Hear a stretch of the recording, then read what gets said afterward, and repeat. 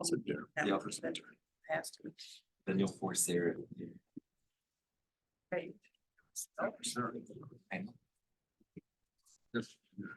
No.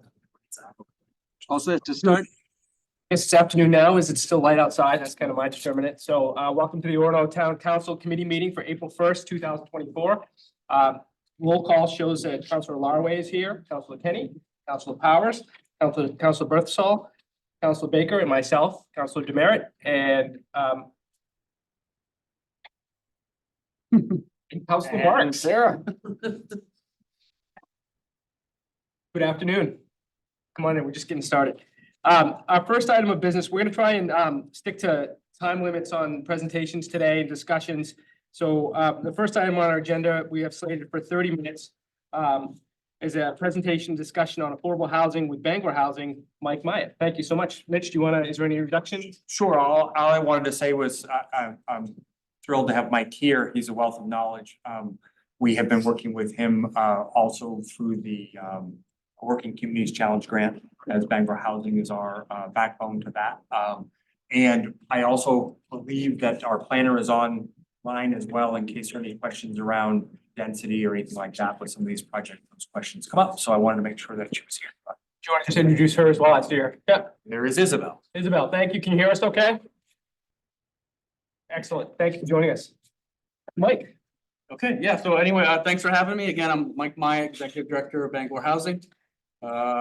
Quickly, we're a public housing authority as well as a nonprofit affordable housing market rate developer. We have a little over 800 units that we own and manage in Bangor and serve about 3,000 people every day. We have one of the largest neighborhoods north of Boston in our K-Part neighborhood. Most of you may known about that, the stuff that we bought from Dow Air Force Base when they closed, and serve anywhere from 15 to 20% of Bangor's public school population. So one of the big things that we see are our waiting lists, and they're long. If you're a senior citizen or a younger person looking for a one-bedroom apartment, maybe living with a disability, you may be on our wait list for 5 years before you get a phone call. And we sit back and look at that and we're like, well, that's really just not okay. Because we have so many family units, our younger families, you know, maybe in a couple of years, we might be able to help someone. Again, not enough. So what's the answer? For us, it's building more stuff. The Maine State Housing Authority commissioned a study recently that maybe you guys have seen in the news. In the next 10 years or so, we're 85,000 units short in Maine. That's not necessarily any sort of unit mix of size or of incomes, it's just stock. That's for the highest earners and our lowest earning Mainers of all ages. So one approach that we've tried to do is build more housing for seniors. And the concept is if I can take an older couple or an older single Mainer and move them out of their house that they lived in for 15 years and raised their kids in, and don't kind of want to take care of it anymore, don't really have that ability, kind of want to see the next generation in downtown streets raise their families. I can build that person an affordable apartment that they can then age in place, so to speak, maybe seek services. Well, that opens up that single family home to some of your younger families here in town. Well, that young family was also renting something probably, so that rental then sort of opens. So it's kind of a 3-for-1. But when you talk about affordable housing, what does that mean? Well, you know, there's a lot of different definitions. The real answer is, what does it mean for the town? Is that housing for your older residents? Is that housing for your younger professionals? You know, obviously the university is a large employer here in town. What does it mean? So I mean, a question that, you know, I would ask, you know, everyone to think about is, what type of housing does the town really need? My daughter is a student, has lived in Orchard Terrace, now lives in the Ave. There's a lot of opportunities for your college, you know, I think the younger students, but you know, you think about opportunities you want to have for your other residents. And then kind of set a path and then figure that out. Affordable housing as defined by Maine Housing typically is that 60% AMI, area median income. And for our county, for a 2-person household, that's about $41,000 a year. with a rent, a 2-bedroom rent of about 1160.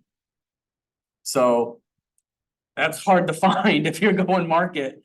That level of affordability is really hard to find. So if you're thinking about a family in that income range that's paying something higher than that, we would call them rent burdened. Then they're really trying to find a way to make those ends meet. If that rent's $1,600, they're sacrificing that other 500. So strategies that we sort of think about is there land that the town could identify? And what type of help can the town provide? The town typically doesn't want to be the owner, developer of real estate, long-term, short-term even. But what can a town do? The town can maybe change zoning. A typical mix that we see that makes our deals work is that 32 unit range. We're doing one now, got a couple proposed in Bangor that are in that 50 unit range, but we've had larger sites that we've been able to purchase. That's not always a possibility in town. So that 32 unit range is you're talking to your planners about density work. And you have to find a way to bring in what we call sort of soft money or deferred money. If I'm a market developer, I can go out and get a loan and leverage my equity and charge people a couple $1,000 and make that work. That's happened in town. We know that works. But when you're trying to charge $1,100, your rents are lower, but our expenses are still the same. Our electricity is still higher than it needs to be, obviously. It's lower now, but it's still higher than it needs to be. We still have to heat, we still have taxes to pay, we still have all these things. So that soft money that you typically can get from a housing authority makes that difference. Well, that is incredibly, incredibly competitive and hard to get.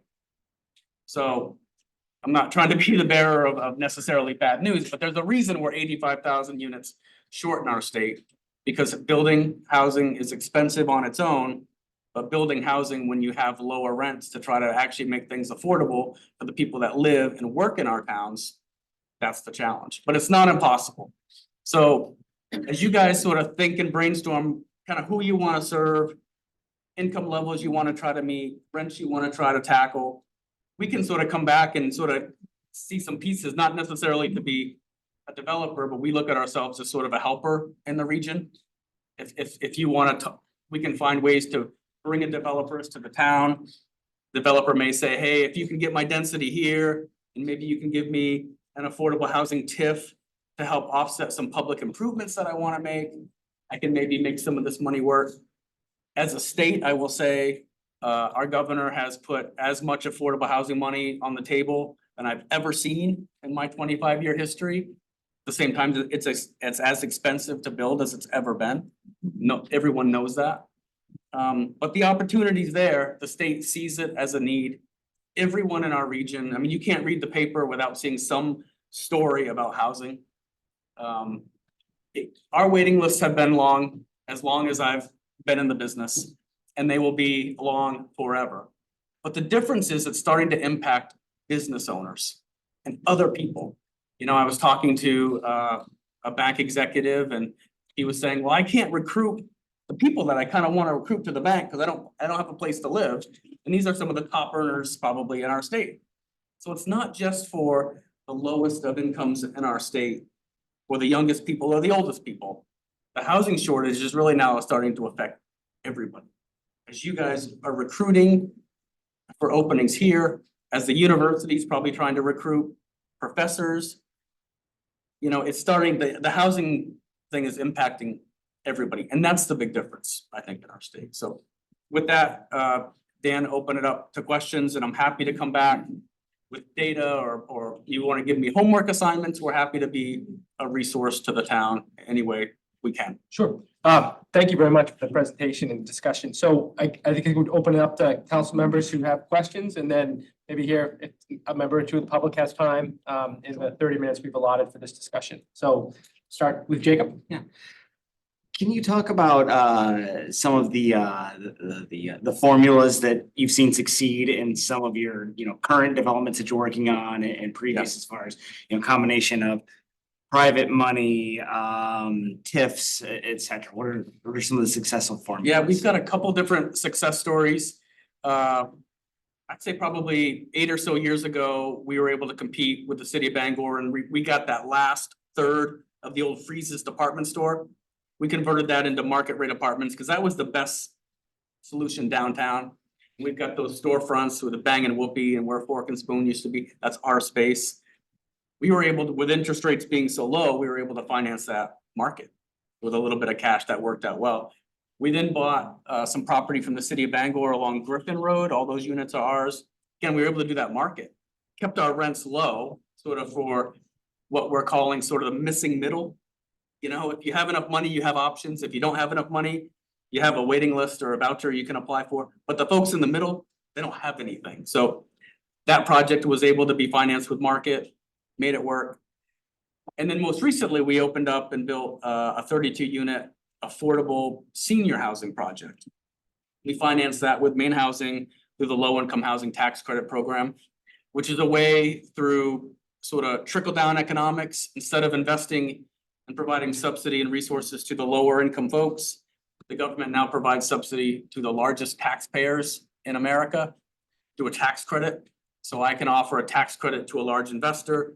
They can give me cash today to build my project over a 10-year return on their investment in the form of a credit. Keeps my loan low, keeps my rents low. That money is a little more difficult to find, and that runs through Maine Housing. Maine Housing may fund 4 projects in their ultra competitive programs and then like another 10 or 12 throughout the year. So you have to have a developer that kind of knows how that works. And it's doable, but that project that I was, the senior project I talked about, took us 5 years to do. It's not something that we're gonna say, we're gonna do a project and it's gonna open this summer. It really takes time to sort of get in that door. Thank you. Other questions? Councilor Kenny. Yeah, is everything you do something that you own and rent? Or do you mentioned something about development? Is there any affordable development to get people towards home ownership? Would that be Bangor Housing Authority, or would that not be something Yes. you would be engaged with or involved? Sort of a little bit of both. Sort of our internal sort of plumbing is, we're the quasi municipal housing authority, city of Bangor, quasi governmental. We also have a nonprofit 501c3 that we use as our development arm. And that way we can go and attract tax credits and do some other different things. One project that we're trying to figure out is a home ownership project. So we have a lot of residents in our public housing, and the one thing that they don't want to do is necessarily live there forever. They want to move out. So as they sort of go through some of our programs and they graduate and they've got their stability and they've got savings, they want to go.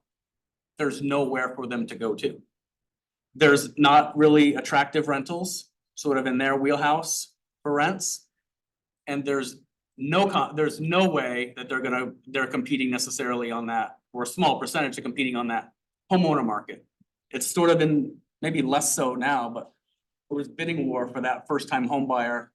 It's 175 to 200 range. It was like, you need to put an offer in before you go look at it. And hopefully so we're trying to come up with creative ways, actively looking at some modular sort of 4 2-unit townhouses that you could sort of condoize as a way to bring expenses down and be able to sell that, or even like a rent to own for folks as they move out of our housing into sort of a different solution. And then we can serve the waiting list on the backside.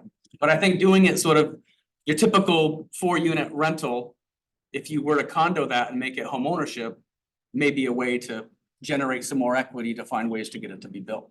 And keep it affordable. So, but that's kind of something you're looking at, is that not because and to be honest, that's sort of what I had in mind with affordable housing. I was thinking more home ownership, and maybe that's just not. No, there's I don't know if folks know Stan McMillan. Well, Stan just built and opened up an affordable single family subdivision in Hamden. Maine Housing has a program, I think it's called their Affordable Housing Subdivision Program. You just kind of have to have the right pieces to make that work. But yeah, that's something that we're looking at now. So Maine Housing would give a developer that soft money to throw towards that home. And then if whoever rents it to whatever their income limits, I'm assuming someone that qualifies for the main housing first time home buyer thing. That equity is then sort of passed on to that person, and I'm assuming like after they've lived there for a certain period of time. That equity sort of disappears, and belongs to them, but yeah, Stan just opened one in Hamden. And so when that happens, obviously there are gonna be, income requirements Mhm. that they have to meet in order to, so just to avoid it obviously going on the open market and Mhm. being a bidding war and all that stuff. So that sort of thing does exist and, Yeah. and you are involved or are familiar. We did a deal on the corner of Finson and Ohio Street, a subdivision called Sussex Pines. So we built a series of, I think it's about 20 homes on Cardinal Way. It's right across the street on Finson Road from Rock Church. So we built homes and we sold them to first-time home buyers. And we said, you're gonna have a deed restriction for 5 years. And then, so if you sold your house, it was to avoid the flipping. Yeah. So we sold the house to you, Leo, for $150,000. And then if you sold it for 200, we would split the equity for the first 5 years. And that was a way to sort of just keep it affordable in our way, but we didn't want to do it forever. We wanted to sell the lot ultimately and move on. But after 5 years, you could do what you want with it. But it's hard with home ownership because you put a lot of strings and then you restrict someone's ability to earn equity and build wealth. But Has anyone ever used a deed restriction where the home would have to be sold to a first-time home buyer, someone who qualified as a first-time home buyer moving forward? I'm sure folks Yeah. I don't have any experience with that, but It seems like a really interesting way to give people a foothold into the Mhm. community, who, have a. Someone to. they're still, the stuff that Stan built is a high quality home in Hamden. So that could easily be flipped and really change the demographics of who it was originally meant to serve. Yeah. But there's all kinds of ways to do it. Yeah, interesting. Depends on how complicated that you wanna get. I would just add that Webster Point is an affordable housing, it's in affordable housing TIF. And that had more units planned, but that's a condo style. And it has 3 units that are affordable housing and they have to meet minimum requirements and they can only sell it for a certain amount of the average cost in Penobscot County. So that project was supposed to have many more units. It didn't work out the way the developer wanted it to, so there are now only 8 total units there, 3 that are affordable and 5 that aren't. Okay. That is an affordable housing tip. In the, Any more? Go ahead. So in that scenario, what are the, who's involved? What are the, like with what Stan did in Hamden, you mentioned Maine State Housing Authority. a yeah, developer. so I don't know his deal specifically, but I know it was part of a main housing project. So I'm just assuming if it was us, we would be the developer. We would work with a contractor to build the homes, work with a realtor team. And then the main housing money would sort of get pumped into each project that we did and ultimately passed on to you as the homeowner. So whether I'm in it long term or not, that would depend on the main housing money, but it's certainly doable. The other idea that we're looking at is not necessarily having it be like as one large traditional subdivision. But in Bangor, sort of, we can pocket single sites on different streets. It doesn't have to be your traditional drive down the cul-de-sac, you got 20 homes on either side. It can be strategic in the sense that it's that lot that we want to develop, or it's that lot over there. So you don't have to think about it in that typical way of building the old school subdivision. And sorry, dumb question, but Bangor Housing would potentially be a developer too, is that what you're saying? Oh, you do have a developer. Yeah, so it's called, our nonprofit's called Bangor Housing Development Corporation.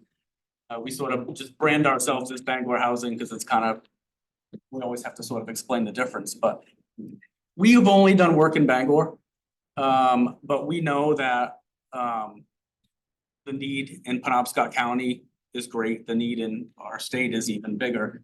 We have no interest in going south necessarily, but if we have a way that we can help our local towns and cities east or north, I think that that's something that we would either offer technical assistance to or make connections to someone. We've got our hands full in Bangor right now, but we certainly would do things in Orono because it's part of our housing market. You know, we work closely with our folks in Old Town. Old Town Housing Authority does a lot of the same work that we do. There's people around that do this stuff. And it's likely that we're gonna have passenger rail service between Orono and Bangor in about a half an hour from now, so. That would work? Yeah, teasing. To Boston. Yeah, teasing. So, is there anyone with the public who has a question for us today?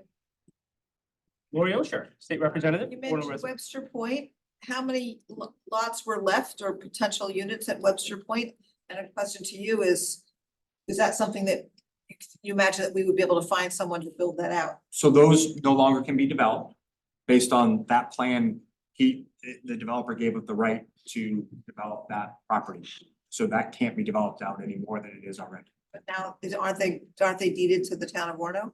No, that's private property. That's the developer owns that, yeah. Or actually, it was deeded all to the condo association that operates that now. So how about all the lots that were left over in the neighborhood down near where I live? The Sailor Development? Sailor development that we mow but aren't a park and they aren't housing lots anymore. So the town does own that property. But there are no like official separate lots. It is just that property is one big piece of property. So Is that that a place that we would be able to look for a developer to develop? I think that would be a Conversation we'll have in the community, I think, Yeah. so. Yeah.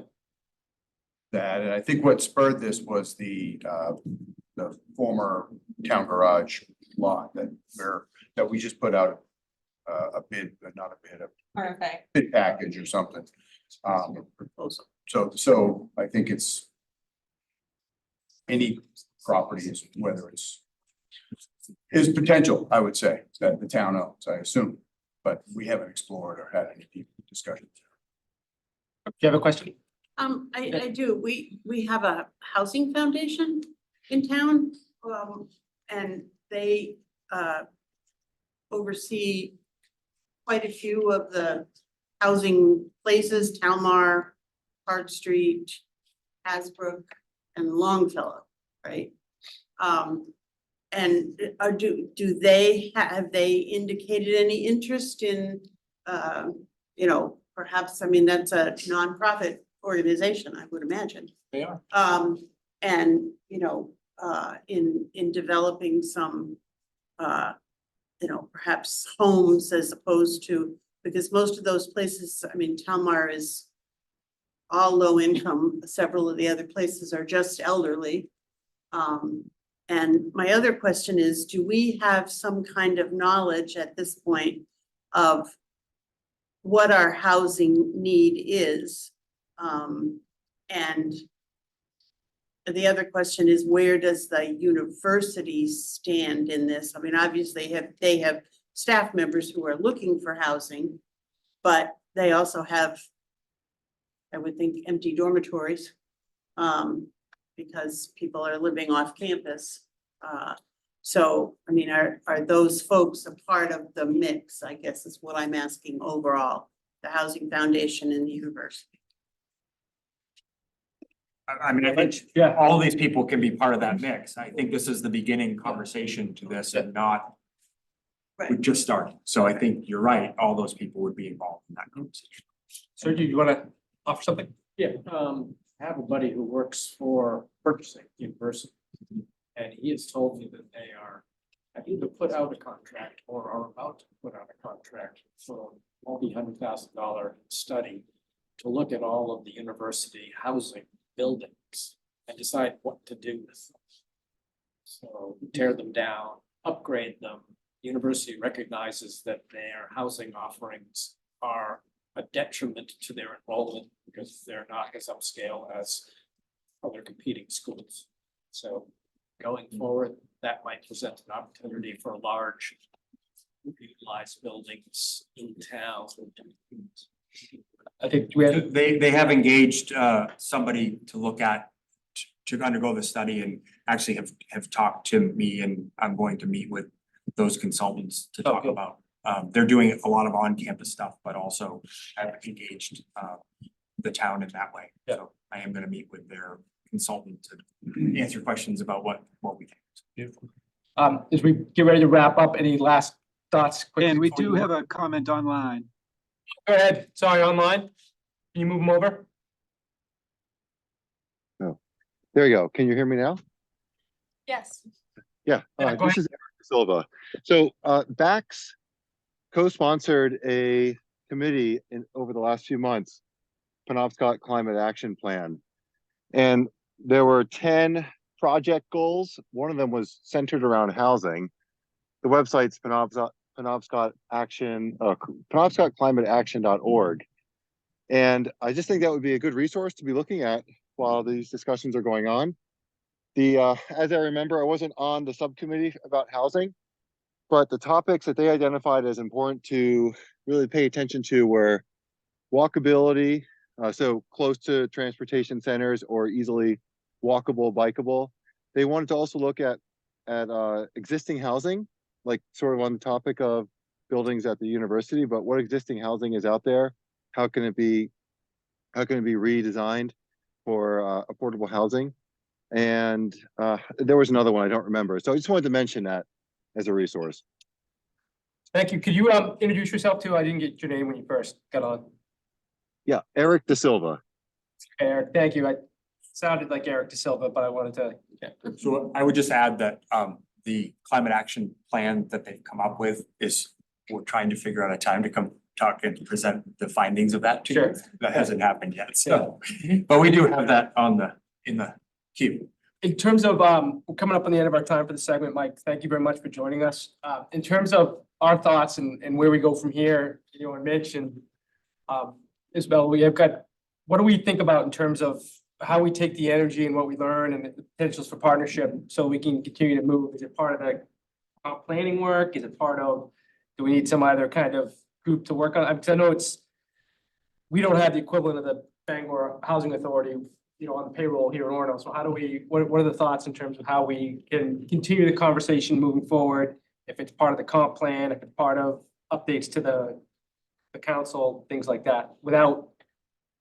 Yeah, I'm not gonna commit, and I don't know if Isabel has taken herself off mute, so maybe she's gonna answer this without me having to. I was just gonna jump in. So I appreciated the conversation about especially providing housing throughout the lifetime. So a lot of what we look at when we're developing the comprehensive plan is doing it a very high level. I don't want to oversell it, but a very high level of sort of what the housing need is in the community. And then we kind of start to address what the community might want to see in terms of housing production, which I think you guys have already had some conversations about. At least that's what I'm hearing this evening. Maybe you all have an idea, and then we take both the identified need and what the community actually wants to see and start coming up with strategies to actually get us there. And a lot of the work that I do actually overlaps with the strategies that were mentioned around housing production goals and amending zoning and doing things like that. Just as a high level sort of overview, multifamily housing is currently only allowed in the HDR, high density residential, village commercial, C2, and the economic development zoning districts. And they require a pretty significant amount of land that would be, frankly, almost prohibitive to get the 32 unit number that was referenced. So a lot of what we have to talk about as a community is what kind of housing do we need? What kind of housing are folks who are already living here want to see? And how do we meld those needs and desires into actionable strategies to meet the identified goals? And you think that is part of the comp plan work? Is that your take? Yes. Yeah. Yeah, the Yeah. overview I just gave will be essentially what the comp plan ends up tackling in terms of housing. And then we have the RFP out, which will hopefully generate some interest. Mike, if you want to spread it around, I don't know if you can, post it on Facebook or wherever you do, but, so we're interested to hear back what we get from that opportunity. And I think we'll have to close this discussion out, but it'll definitely be something that we'll want to keep talking about. So Can Mitch or Isabel just say at the end, what is the current zoning for the former Public Works that has the RFP out? What is the current zoning? That's C2. Okay, thank you. Thank you. thank you very much. Is there any sort of, was there some cluster development provision that was created a couple, I don't know, last plan or something like that, or no? Yeah, so, and I don't know if Isabel can tackle this better than I can, but after the Ave was built, they changed the density and created this cluster development, which made it less density than it was before, because at the time, people didn't want to see more of the student housing that's there, so. Thank you so much. I really appreciate it. Yeah, it And was this was phenomenal. just again, first discussion. I think I didn't know anything about this and was very interested. So that was a great entry into understanding this a little bit more. I'm sure they'll come up with more questions. Yeah, always, just reach out to Mitch, or you can always email me. I'm happy to help, so. Thanks, Mike. Thanks so much appreciated. Okay. Pretty close. Yeah. Item 2 is our presentation on trade with CSX. Maurice O'Connell and Nathan Moulton with the Maine Department of Transportation. I think we had one more person. Do we have enough space? Can you join us? Can you go over maybe one?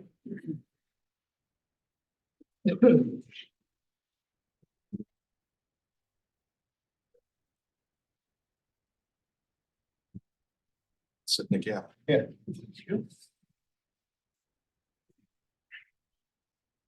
Well,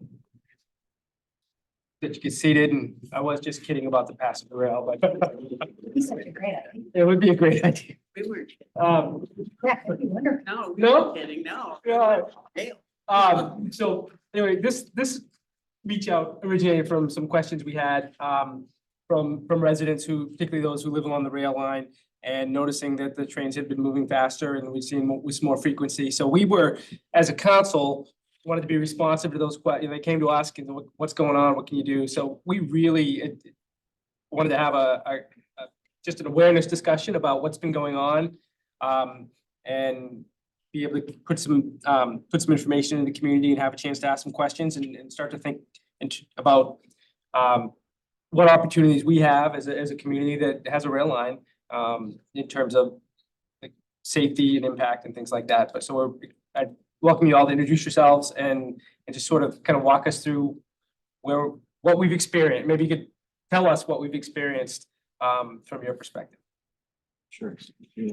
Sure. So I'll start. I'm Nate Moulton. I oversee the Office of Freight and Passenger Services at Maine DOT, which is kind of everything non-highway, with the exception of trucking. So railroads, ports and marine, transit,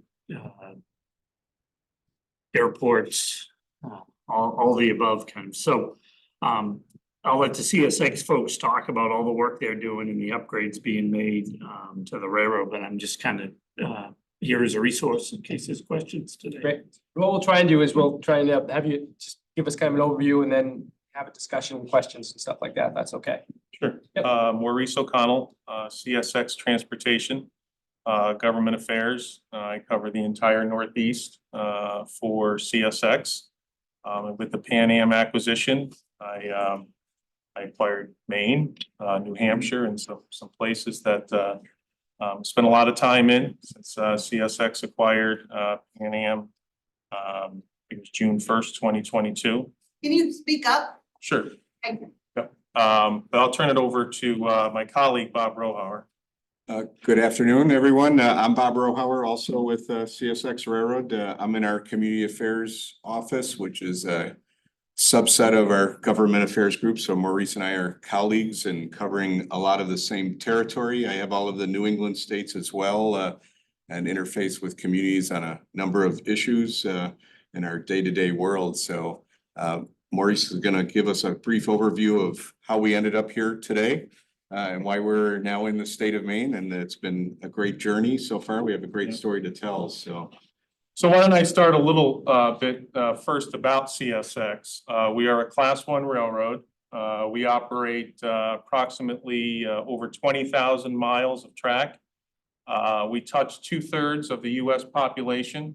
Our railroad, when you think about CSX, we are East Coast. Everything is really east of the Mississippi River. As I mentioned back on June 1st, 2022, we acquired Pan Am Railways. We went through a process with the Surface Transportation Board where we got approval to do so. We committed to spending $100 million in the Pan Am territory.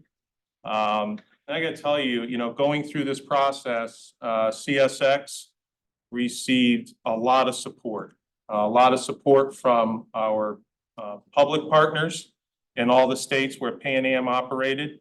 And we did not have one business that Pan Am served that was in opposition to this transaction. I think a big part of that was, the capital that CSX promised to spend here in New England, and the promise of better service as a result of that capital investment. The $100 million to improve the system, improves efficiency, better service to customers, means, better opportunities for businesses here in northern New England. When you think about the railroad and what we do, providing service to rail customers, we're the safest way to move goods on land. We're far safer than moving it on the highway system. We're far greener than moving it on the highway system. We can move a ton of freight 500 miles on 1 gallon of fuel.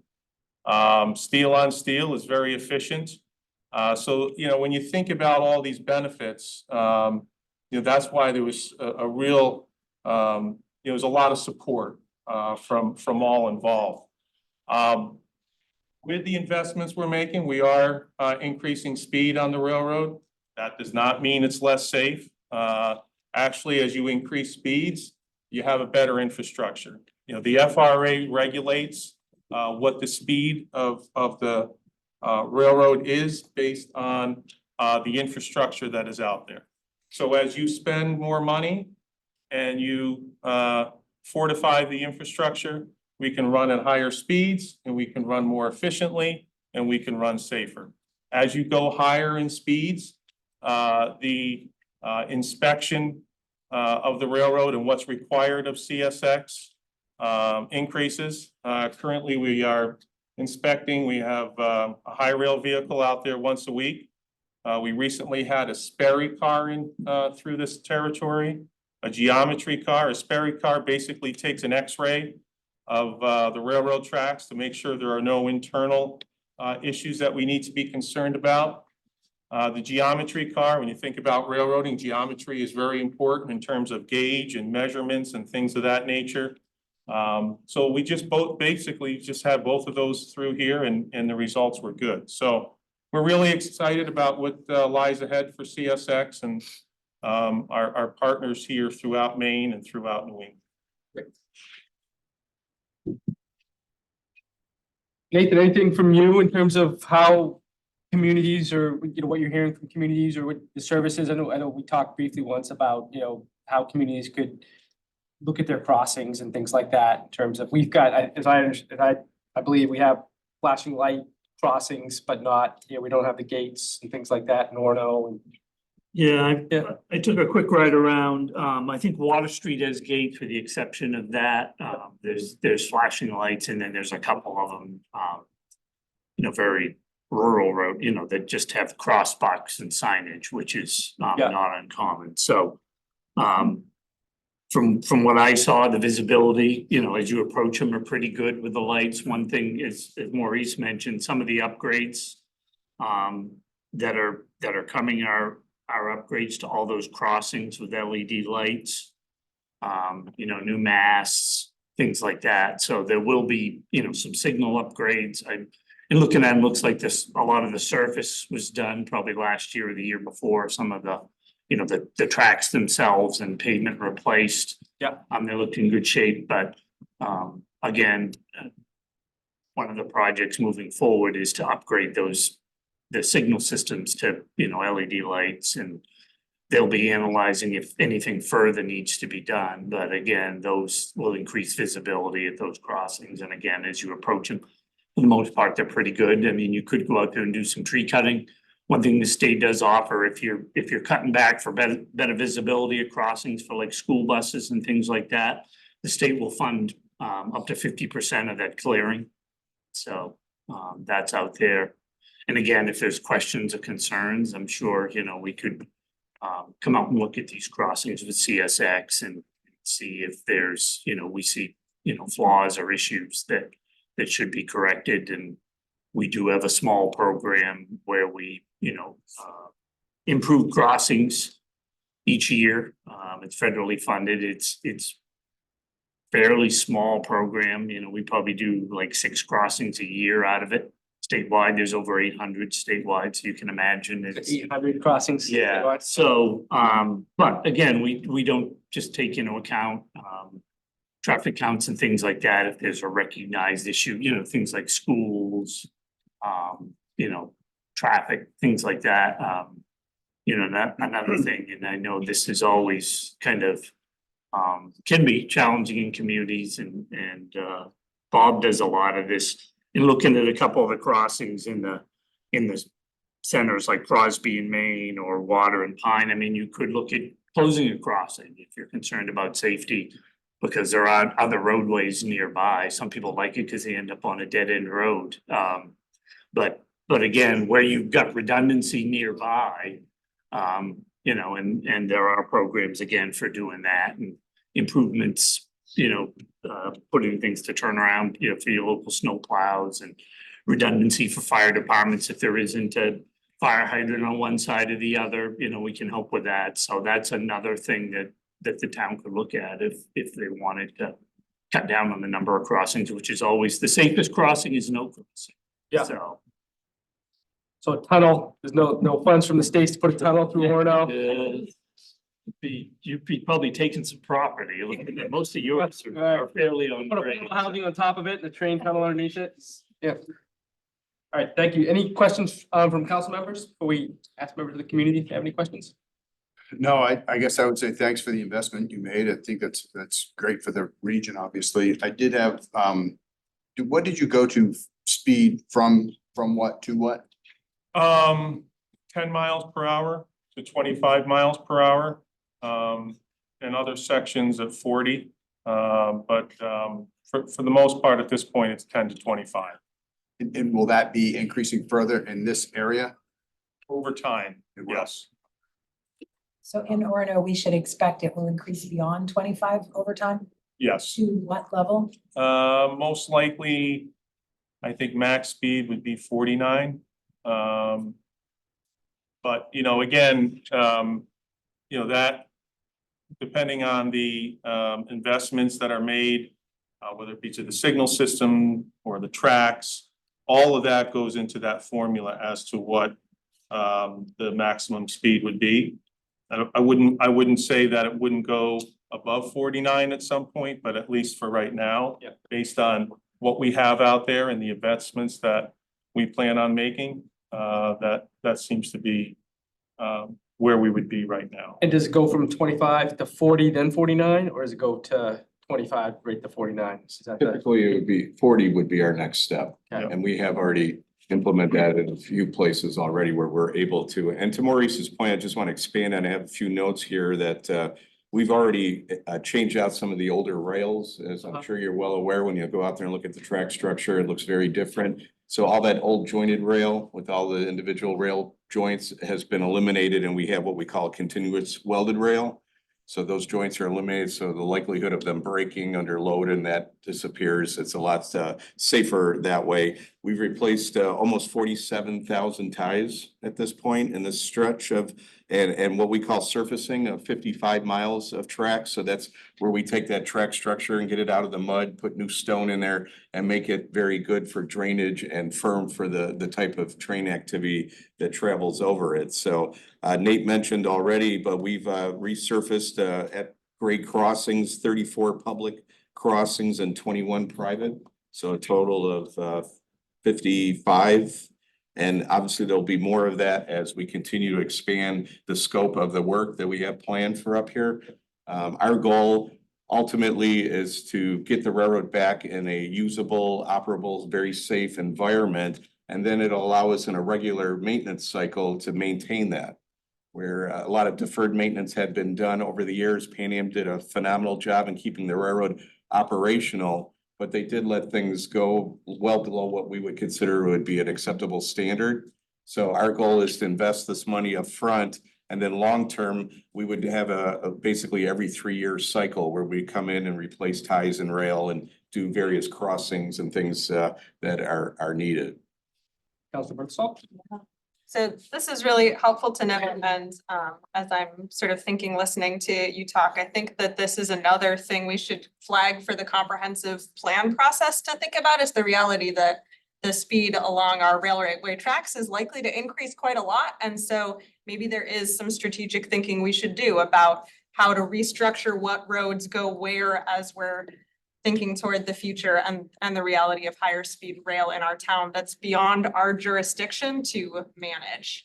But I'm really curious to hear what other folks If I may say. quickly though. Yeah, sure. Just a quick comment on Yeah. that. We welcome the opportunity to have a conversation about that because again, when you're developing property adjacent to ours, it's very important to have that communication so you understand what we're doing on a daily basis.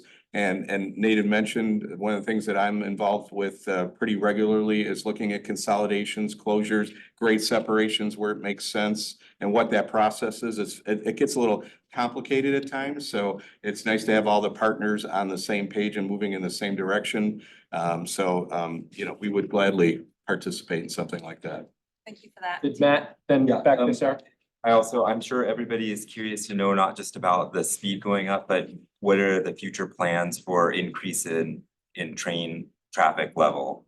Yeah, And- that's a great question. Yeah. So, you know, we believe that with the investment, that there will be an increase in train traffic and certainly interest from customers. I'll give you an example, you know, prior to the Pan Am acquisition, you know, if you were a customer on Pan Am, you'd eventually have to interchange with CSX or other rail carriers. CSX as a single carrier can take a product from here, you know, as we were talking about, Bob, all the way to Miami just on CSX. So it becomes a lot more efficient. And the reason we're investing these dollars is to, you know, certainly increase business. And as I mentioned, you know, there's a benefit to the public with that, right? You get more trucks off your highway system. You know, certainly, you know, you can, like I said, you can run a ton of freight, 500 miles on a gallon of fuel. So there's a lot of public benefits to moving freight off the highway onto the railroad for those long-term distances. But yeah, to your point, certainly hope that our investment results in some additional business. And just currently, we have changed the way we operate up here and that Pan Am, again, with the deferred maintenance of the track wasn't able to accomplish. Now that a lot of that work is complete, we're going back to Mattawamkeag and having a direct interchange with our partners to the north of take freight in and out of Canada. So again, that one line shipper is very attractive to customers and we're hoping to gain business as a result of that. So if you're aware of any economic development that where you can take advantage of, where in the past, the inconsistent service, people didn't want to necessarily ship on the rail because they weren't sure if they're coming today or next week or not at all, and the car's going to derail. We have a very consistent, we want to run the same every day, a very boring railroad, and that we want to be able to provide that service, right? That regularity, and we have to invest in that infrastructure to get to that. One follow-up? I just have one follow-up for nuts and bolts. I'm sure people will ask this too. Is there a can we go to your website? I'm looking at it right now and get like a train schedule for people so that they're aware, or is this something that just is changing all the time and we can't be like, yeah, it's gonna come at 9. I know people who live near the track probably have some idea about when it's coming, but like so that they can look and see in the future, okay, I need to be aware that my kids are walking home from school across the tracks and it's gonna be 3:30, and so I need to just double check that they know and they're aware, that type of thing. So I'll answer that very easily. Anytime is train time. So we do not operate on a schedule. Right, We're just really curious. dependent on our customers' needs. And you can imagine a lot of variables come into play, from weather to crew availability to whether the customer is loading extra cars, seasonal demands. So we're a 24/7, 365 business. We never shut down. We're always running something somewhere, and it will be no different up here. We do have train operations, if you will, that we offer to the customers. Say we can serve, example, the lumber company in Enfield. They load flats up there, great customer of ours, and we try to service them on a regular basis so they can anticipate when to bring the loads in and have the cars available. But that again varies greatly even with that, you know, and we want to be flexible enough to provide them with a level of service that meets their needs, but at the same time, we want to have a scheduled railroad that we can move all the parts and pieces together to make it the most efficient that it can be. Thank you. Sarah? Just a follow-up, so in terms of Matt's question, we know that the number of trains is gonna keep increasing, but we don't have any sense of how fast or at what rate that will happen. But on the speeds, you're aiming to get up to at least 49. Do you have by when? By you guys have a goal in mind of when we hit 40 and when we hit 49? Not right now, but we can certainly keep in touch with the town going forward. So when, you know, when we get to an increased speed or know when it's coming, you know, a lot of that's gonna be based on work that we can do out there.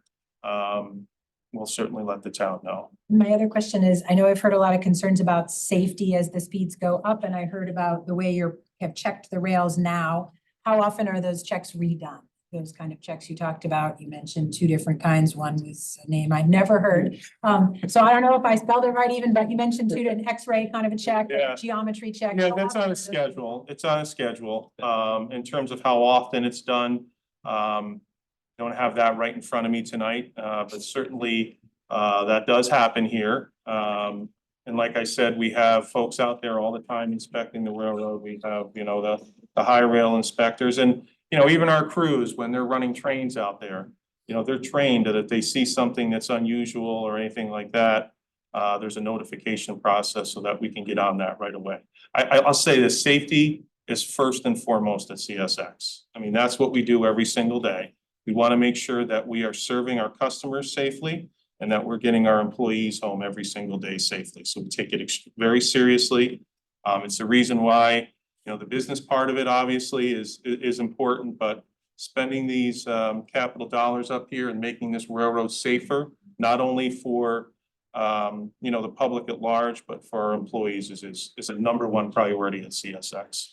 I know we had thank you for the conversation with the council. I know we had Can I just ask one question about, you want about the horn? Mhm. Are there very set ways that has to happen, I assume? So there's Regardless of the time of night that you come through? Yeah, It's actually a federal train horn. If you Google train horn, there's a federal regulation that we have to, the entire industry has to abide by.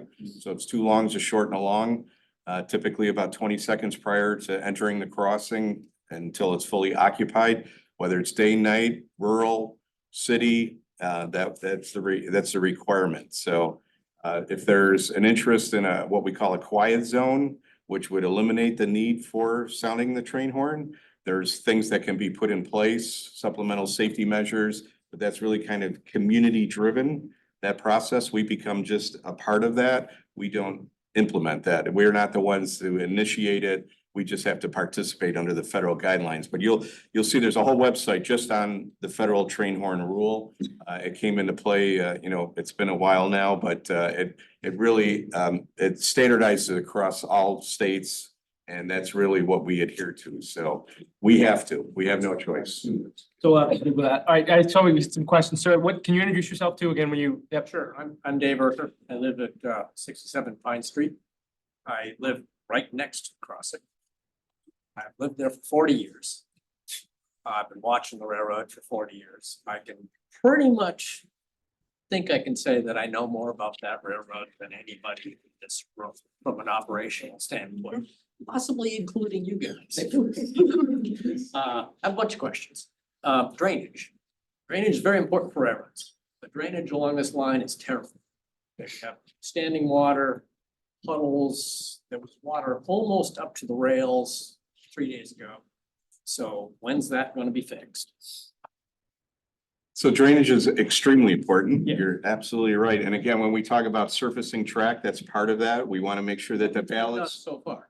well, the ballast structure itself that holds the ties, the tie plates and the rail, Yep. all of that is addressed with the equipment that comes through. As far as ditching goes, that has to be done differently. And as you can imagine in this world, with environmental concerns and where that water is flowing to, you know, it's easy enough for us to come in and just run a ditch alongside the track, but what is that going to do and impact to the community on either side of us? So we have to really be cautious as to how we handle that, but it is definitely something that they take into account. As Maurice mentioned earlier, we're inspecting the track every week. That's a visual inspection, but we also have workers that are full-time. That's all they do in our engineering department is to address that kind of Your subcontractor came through last fall and replaced Pine Street crossing right next to my house. I went out and said, you gonna do the culverts too? Because there's 2 culverts under the road there, completely blocked and they haven't drained in over 10 years. Mhm. The answer was, nope, we're just cutting out a 6-foot wide swath. So I reiterate my question, when is the drainage going to be fixed? If you can't answer that tonight, I'd like an answer within a week. Because Okay. there's nobody I can call at CSX that I've been able to find yet who can actually answer nuts and bolts questions. So again, something I've been on the railroad 35 years and observed a lot of things and have been through a lot of culverts and blocks and water issues, as you can imagine. So in the scenario you're kind of describing here, obviously we don't have the level of familiarity to be able to say, well, this is exactly what the plan is. But typically, if it's a pipe running parallel to our track and under the road, it may have some type of town responsibility and not necessarily the railroad. So we have to look into the property deeds, how far out it is. If we saw cut and the pipe's beyond that, then more likely than not, it may not even be on our railroad, even though the ditch line, Within your property. but again, we'd have to look into all that. Install these culverts. And we'd have to look and see what the scenario is and what needs to be done to address that. We can work with you in our public works department, maybe to get an Yeah, answer. for Dave, absolutely. Get something back out to Very, people. very Yep, sure. typical, yes. Yep. Yes, sir. I'm heartened by the fact that there's gonna be signal upgrades. That's good. I've been watching this railroad deteriorate for years. And the work that's gone into it has been really good. And the trains are running much cleaner, truer. They don't rock back. Which is nice to see. Quiet zones. You mentioned quiet zones. I would appeal directly to the town council to get engaged with that idea. Because we've got 6 or 7 crossings in Orono, all packed in within a mile and a half. More crossings, I think, than any other town, certainly in Greater Bangor region. So I would like to see an effort by the town to establish a quiet zone. There is a website. I looked at it before I came up here just to make sure it was still something you can do and you can do. Can you email me a link after, when you get home tonight, or to the website? I mean, I can Google it too, I'm sure. Yep. Yep, okay. Yep. I'd like to have your contact information, so we can. What's the plan for the bridge? I looked at the original proposals and bid documents that are online for when Pan Am applied to the feds to get the 20 million. This as seed money for this project, and there was a mention in those documents of upgrading the bridge. Steel wood, so what's going on with that? I don't have where we're at with Yeah, that. I we have mean, to get back to you on that. I would assume it's part of our infrastructure upgrades. One of the rationales that was given for the upgrades was the increase in freight traffic expected from the Canadian government investment in the Port of St. John. So you expect to see cargo coming off the cargo ships with the containerized cargo coming through? Yeah, this is, when you said that was a, are you talking about different railroad now, or is this no? This was Certainly, look, yeah, I mean, we're out there, like I said, making the investments to bring on additional business. If that business comes from there, wherever it comes from, we are expecting additional business as a result of these investments we're making. And you're absolutely right. If you look at the railroad right now compared to what it was prior to June 1st, 2022, there's been a significant improvement. And I've said it more than a couple times here tonight. With that improvement, the hope is that we will bring additional business onto the railroad. So you're exactly right. When you look out there and you look at the investments that are being made, safety is number one. But certainly, we want to bring on more business, right? We're making this investment to improve safety and to bring on additional customers. Okay, he's okay, we'll go to Deb, and then maybe, Deb, did you have a question? Well, it's, Dave is the person who obviously knows what he's doing, Yeah. but I just wondered, as you increase the speed, from 10 to 25 to 40 to 49, is there a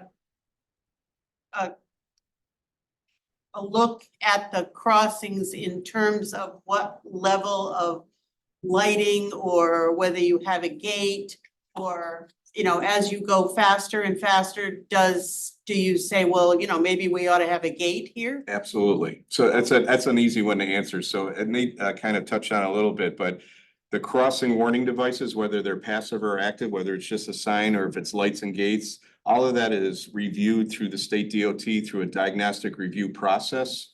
So we meet with folks that are experts in the field to address exactly what you just mentioned. Sight lines, train speeds, frequency, highway visibility, type of use. Nate mentioned if there's schools, a hospital, all that kind of stuff would all be considered at a diagnostic review at the crossing. And then a determination is made as what is appropriate. Does it need a full package? And you look at lights and gates, you're talking a pretty high level of monetary investment, right? It's not cheap.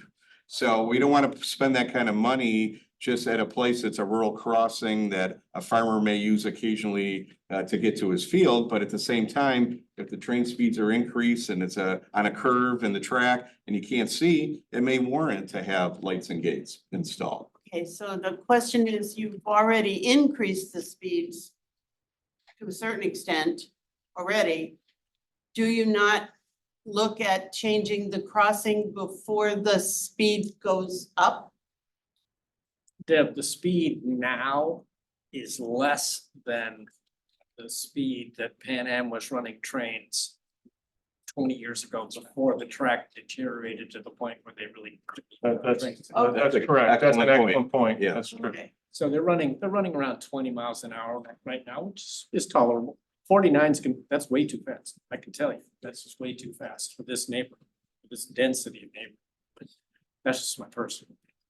Right, but before you went to 49, We haven't gone to 49. right, no, okay, but before you went, you would change the crossing stuff. If it warrants that, again, it would be part of the process and the communication and again, looking at the individual crossings and there may be opportunities. You mentioned quiet zone, just so you know, closures is part of that supplemental safety measure. So if you consolidate crossings, you may be eligible for a quiet zone just by closing. If you have 7 that close together, I'm gonna have to take a look at that and see if there are some opportunities there. You may end up closing and as a result, be able to apply for a quiet zone. So you have to. Earlier, that Water Street, Pine Street are in the same neighborhood.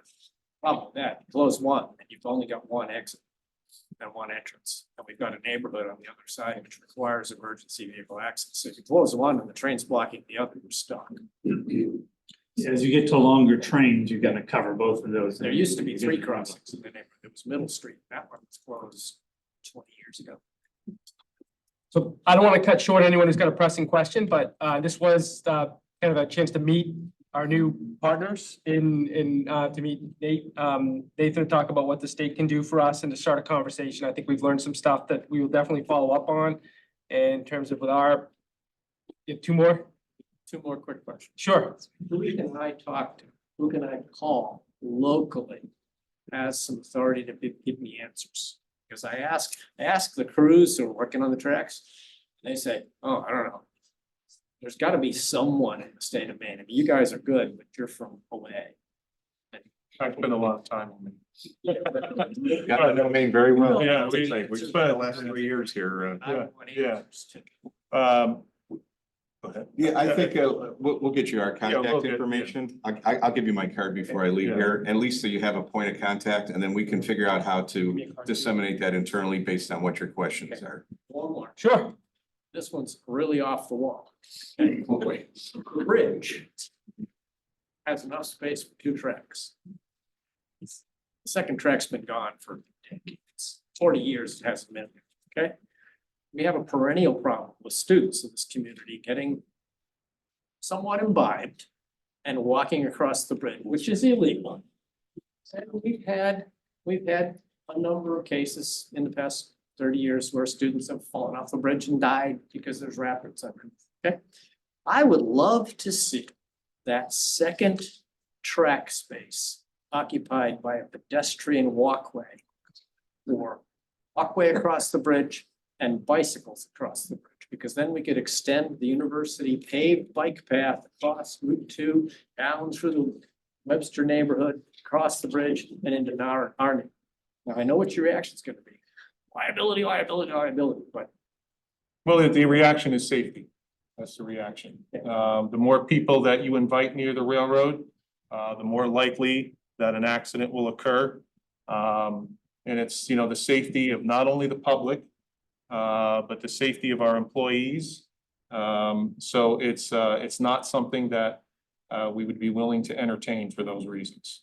We're not, you know, we work really hard as a railroad to try to keep people away from the tracks. Inviting them closer to the tracks, despite what you put up there as far as safety or whatever, you're bringing more people on now, and there's more of a likelihood of something going on. So that's not a conversation that we would be interested in. that's what I expect. Yeah, Yeah. no, it's a good ask though, and you know, with more trains going across, maybe it signal to more people to stay off the bridge. But no, when they get imbibed, we'll make it, yeah. And I think it is an interesting question about which is less safe. It's probably less liability for you guys when it's not yours that you've owned and said it's for pedestrians and bikes, but I think currently we already have an unsafe situation when people don't follow the rules and have died there. So from a safety perspective, I think it would actually be safer if an enclosed and designated lane was created, but I understand it would create more liability for you. I guess there's a difference between liability and safety, and you know, that's. And we're always willing to work with our public partners with safety issues as a,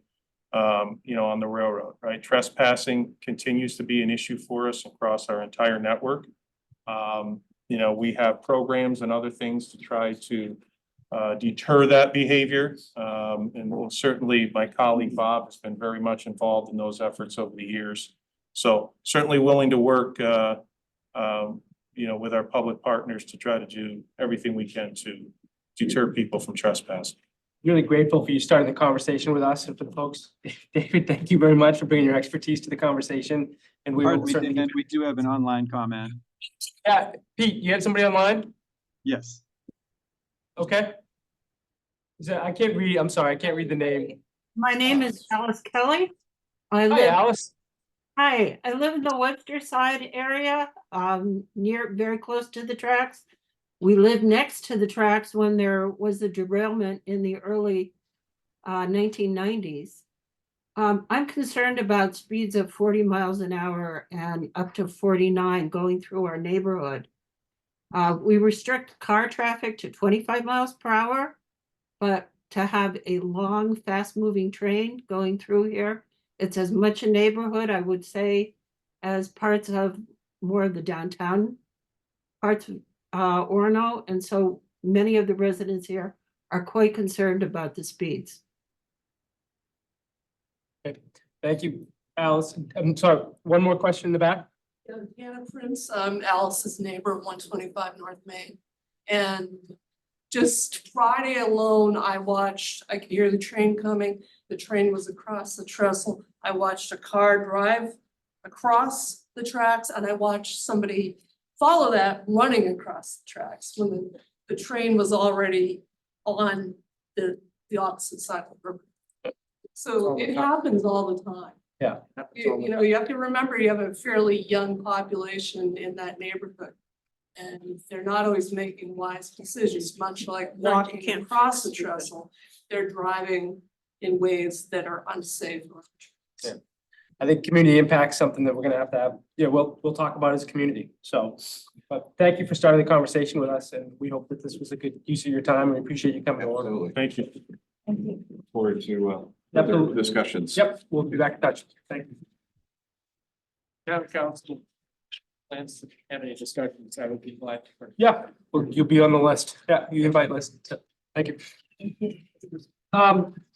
Thank you. The next item of our agenda is, and we are still pretty close to on time, is town council chair and town manager updates.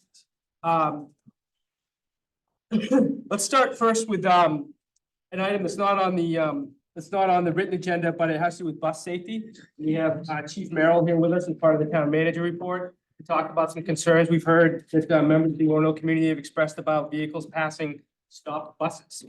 So Chief Merrill, what do you have for us? So I just like to say, or just like to start with, it's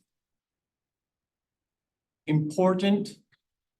Being able to have this conversation is something that is the feedback that we need, because we can't look at problems or try and look into things to help make them better if we don't know they exist.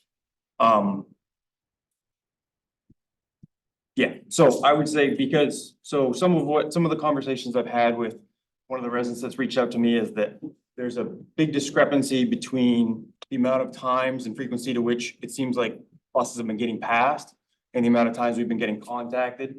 I went back through all of my captain went through all of our calls for service that we could find for 2023 and to date as of, I think Friday when I emailed the town manager.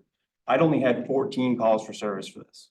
And of those 14 calls for service, we've issued 4 criminal violation summonses. So, and in all of them, I can say, if we had enough information to either contact a bus driver back or actually be able to make contact with the person that was driving the vehicle, we did that. And so we're doing as much as we can with the information that we have.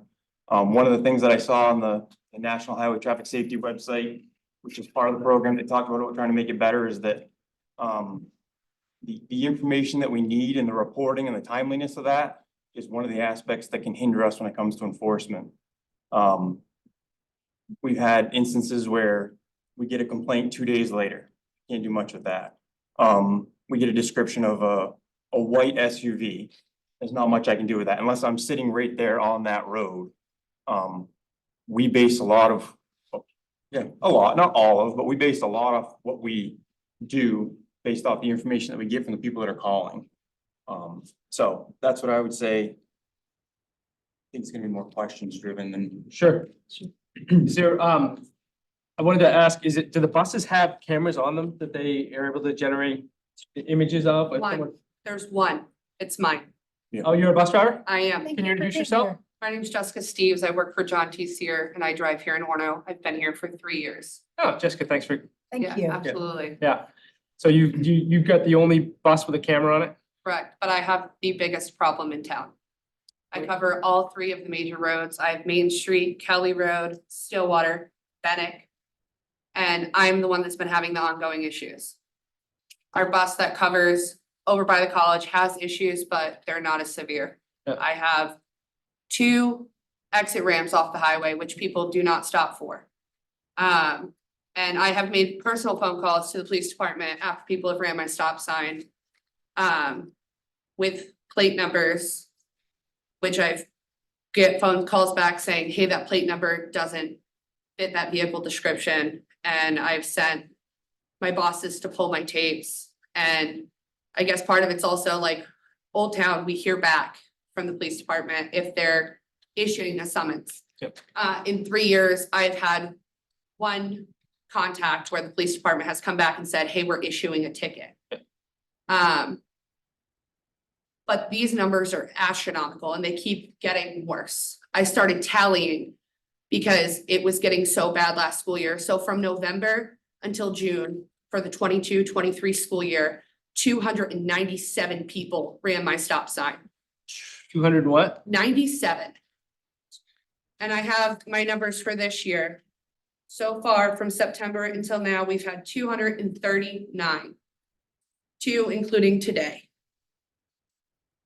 My job is to keep these kids safe, and I can't do that without the community. And even with police out and about, I've had people run my stop sign and the police not pull them over. I've had 2 Penobscot County sheriffs run my stop sign, 3 Orono police officers, and an Old Town ambulance last school year. And it's infuriating. My kids deserve to be safe and they're not. And I've changed my runaround so that I can pick up as many as I can door side, but there are kids that I cannot do that. Like coming the opposite way when they pass you, is that what? Sometimes on Stillwater, people, especially coming down the hill towards, the store with the tractors, I'm not sure what it's called. It's not Friend and Friend anymore, but where Friend and Friend was. Yeah. People will pass me from behind. And I have a student in high school that crosses across that road. I have kids that work at IGA and Dollar Tree that I have to drop them off in the parking lot because I can't trust that people will stop for all of the lanes of traffic, which they are required by law to do because there is no median. I pick up students on that main road every single day, and every single day, people run my stop sign there. And then they fly off the highway and come around the corner from Kelly Road onto the main road. And I pick up in that general area of that corner, and they don't look up from their cell phones at all. And that is actually where one of the Orono police officers ran my stop sign last school year. It's a serious problem, and I can't keep my kids safe. So you see it as a texting while driving, distracted It's a driving? lot of texting while driving and people just not paying attention and their speed going around the corner coming off of Kelly Road. Stillwater, they just look at the lights and they just go. They don't look at their surroundings at all. And speed's definitely a factor. I mean, you have the speed limit's 45 until you get to the stoplight from the Kelly Road to the main road. And if that light's green, they just go right through it, and you know what, as they should, but that immediately turns to 35, but they just slow down enough to go around that corner. Sure. And I mean, I've talked to my bosses so many times, and we haven't gotten a response like we do, like Old Town, because we do cover 2 school districts. I specifically work here in town, but we don't get response from the police. I mean, I have had contact with them a few times where they have been somewhat responsive. But then again, if I can't get the police to stop for my stop sign, how am I supposed to get businesses and, people in their personal vehicles to stop for my stop sign? I mean, last week, I had somebody run my stop sign while I was picking up her son. Granted, he gets on the same door side of the road, but he's 6, 7. And I drive a lot of kids that are special needs, so even if they aren't crossing the road, they're still not safe if people are just blatantly running my stop sign. And it's not like, oh, it's like 2-3 seconds after I've put out my stop sign. It's my stop sign's been out and they're coming around these corners or these blind spots and they're speeding or they're just looking at their phones. And it's such a problem, and I don't know what else to do at this point.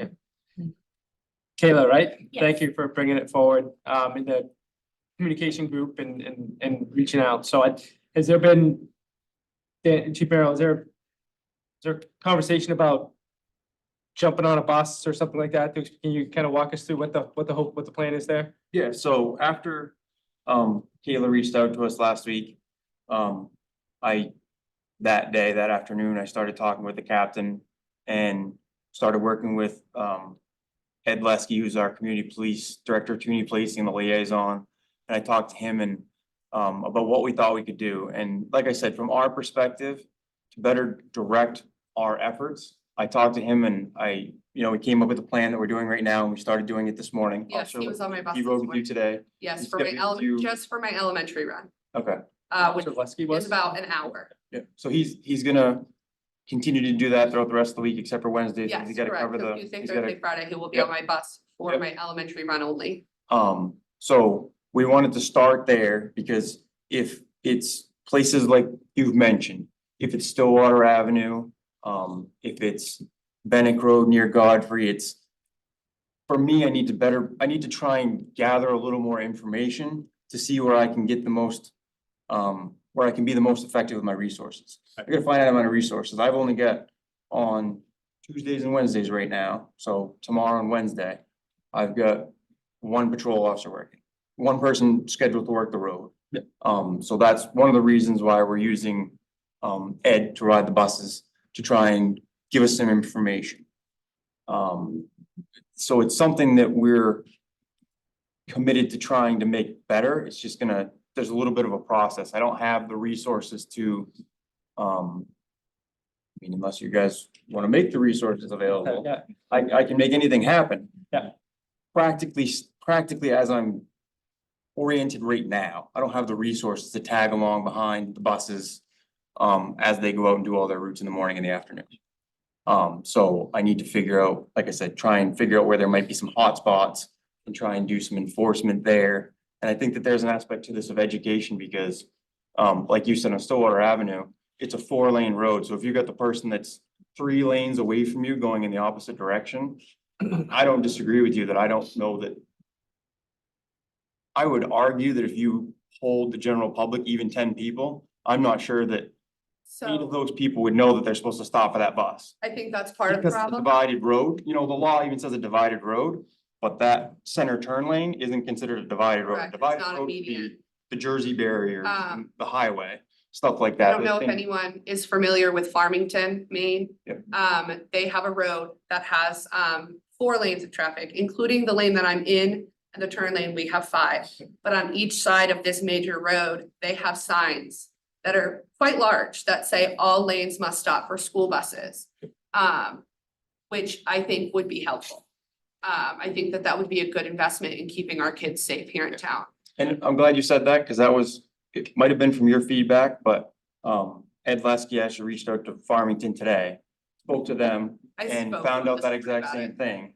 And I think that they're supposed to send him pictures this week about what their signs are and where they got them from, so we've got that information, so that's definitely something that I love can, that. that is definitely something that we can bring, because that would be part of the education aspect. Like I said, I'm fairly confident in saying that if you pull 10 random people out on the street, even on your way No, home. absolutely, And, absolutely. and that's not an excuse. I'm not trying to use that as an excuse. I'm just saying that, the 2-lane roads where it's a car coming at you directly, that's I think inexcusable. education too, I know when we put in that roundabout over by Rangley, at the college, I know that there was a poll asking if people knew that part of it was 2 lanes and part of it was 1 lane, which is still an issue, but that's beside the fact.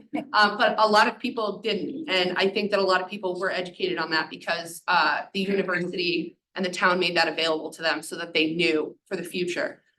So I think that getting it out there so that people know, even if they, we don't have the signs in the meantime, I think that would be extremely helpful. And actually, I had somebody from the university call me this morning and say that if there was a message that somebody wanted to craft and give to us or craft and give to the university, that they'd be more than happy to put it out to their population.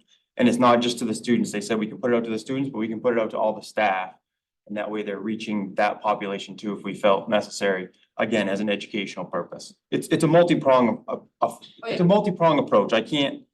I'll be honest with you, it's not something that I can enforce my way out of by the end of this week.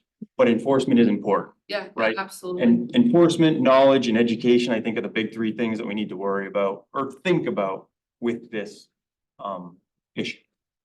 And it's a knowledge thing. We gotta know. Okay, that first. Sure. Kelly. So I'm Kayla Worthington and the one who wrote saying, the car just ran by the bus while my thumb was getting on. So it sounds like our officer here has already looked at the National Highway Traffic Safety Administration's website, which I found to be fantastic. One of the things with you two talking so much about education and enforcement and how those interplay that I saw in there was publicity as part of it. Education is highly important and the site has a lot of ideas of how to accomplish that. Surely sending the message out through the university, flyers through teachers at school, even including a flyer in like utility bills and license registration renewals, all sorts of ways to get the message out to people. But another component is publicity. People have to know that they're being told about the law. They need to know an enforcement crackdown is coming, and they need to know after it happens, this is how many citations were issued. Like, this is how productive it was. We have a town sign. Holden, I believe it's Holden, has on their town sign, another sign that says all lanes have to stop for school buses, that flashes through, you know, with all of the other important messages for the town. And we do have a town sign that does that. So it is possible. And that could be, you know, one of the first things that, you know, we can implement, even if we are, you know, still trying to figure out signs on these major roads. People pass through the middle of town every day, you know? Sarah, sorry. Yeah, I have a question about the enforcement piece and how that works with the camera footage that comes off the buses. So I guess I'm not sure if this is to you and the bus company both, but how can that interface with each other? Is it possible for the footage off of this bus to be sent to the police every day? So that it's something that if you have that footage access, and if she flags for you, there were 2 cars that passed me, you can actually see that footage yourselves? Or how does this footage connection work with the police department? I'll be completely honest with you. I haven't seen any of the bus footage. You probably could speak to the footage better. I don't know how good of quality it is. I know that if I spoke about surveillance footage in general, it has its limitations, and it all depends on how fast somebody's going.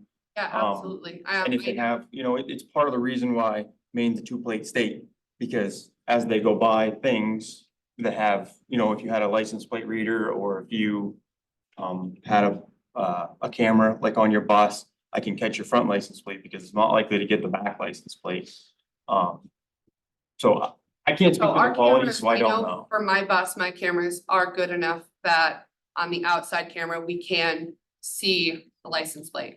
And sometimes we can see it from the inside cameras too, depending on the angle. Yep. I guess part of the issue on the bus end is my bosses are concerned that if I had access to the footage that, or if anybody in the bus company that wasn't one of our bosses had access, that we wouldn't be able, you know, we wouldn't use it the way that we were supposed to. My bosses are very busy people, like all of us are. And some days they don't get back to the bus lot until 5:30, 6 o'clock at night. And I can tell them, you know, a million times, hey, listen, if I had access to be able to pull the tapes and just immediately send them over at the end of the day, that would be amazing. But I think that would have to come from an outside source saying, hey, listen, you know, we need to get this information faster. Because there's only one person in our office currently that pulls tapes, and to pull that many tapes, especially for my run, and you know, we have probably 40+ runs. But mine is the biggest issue.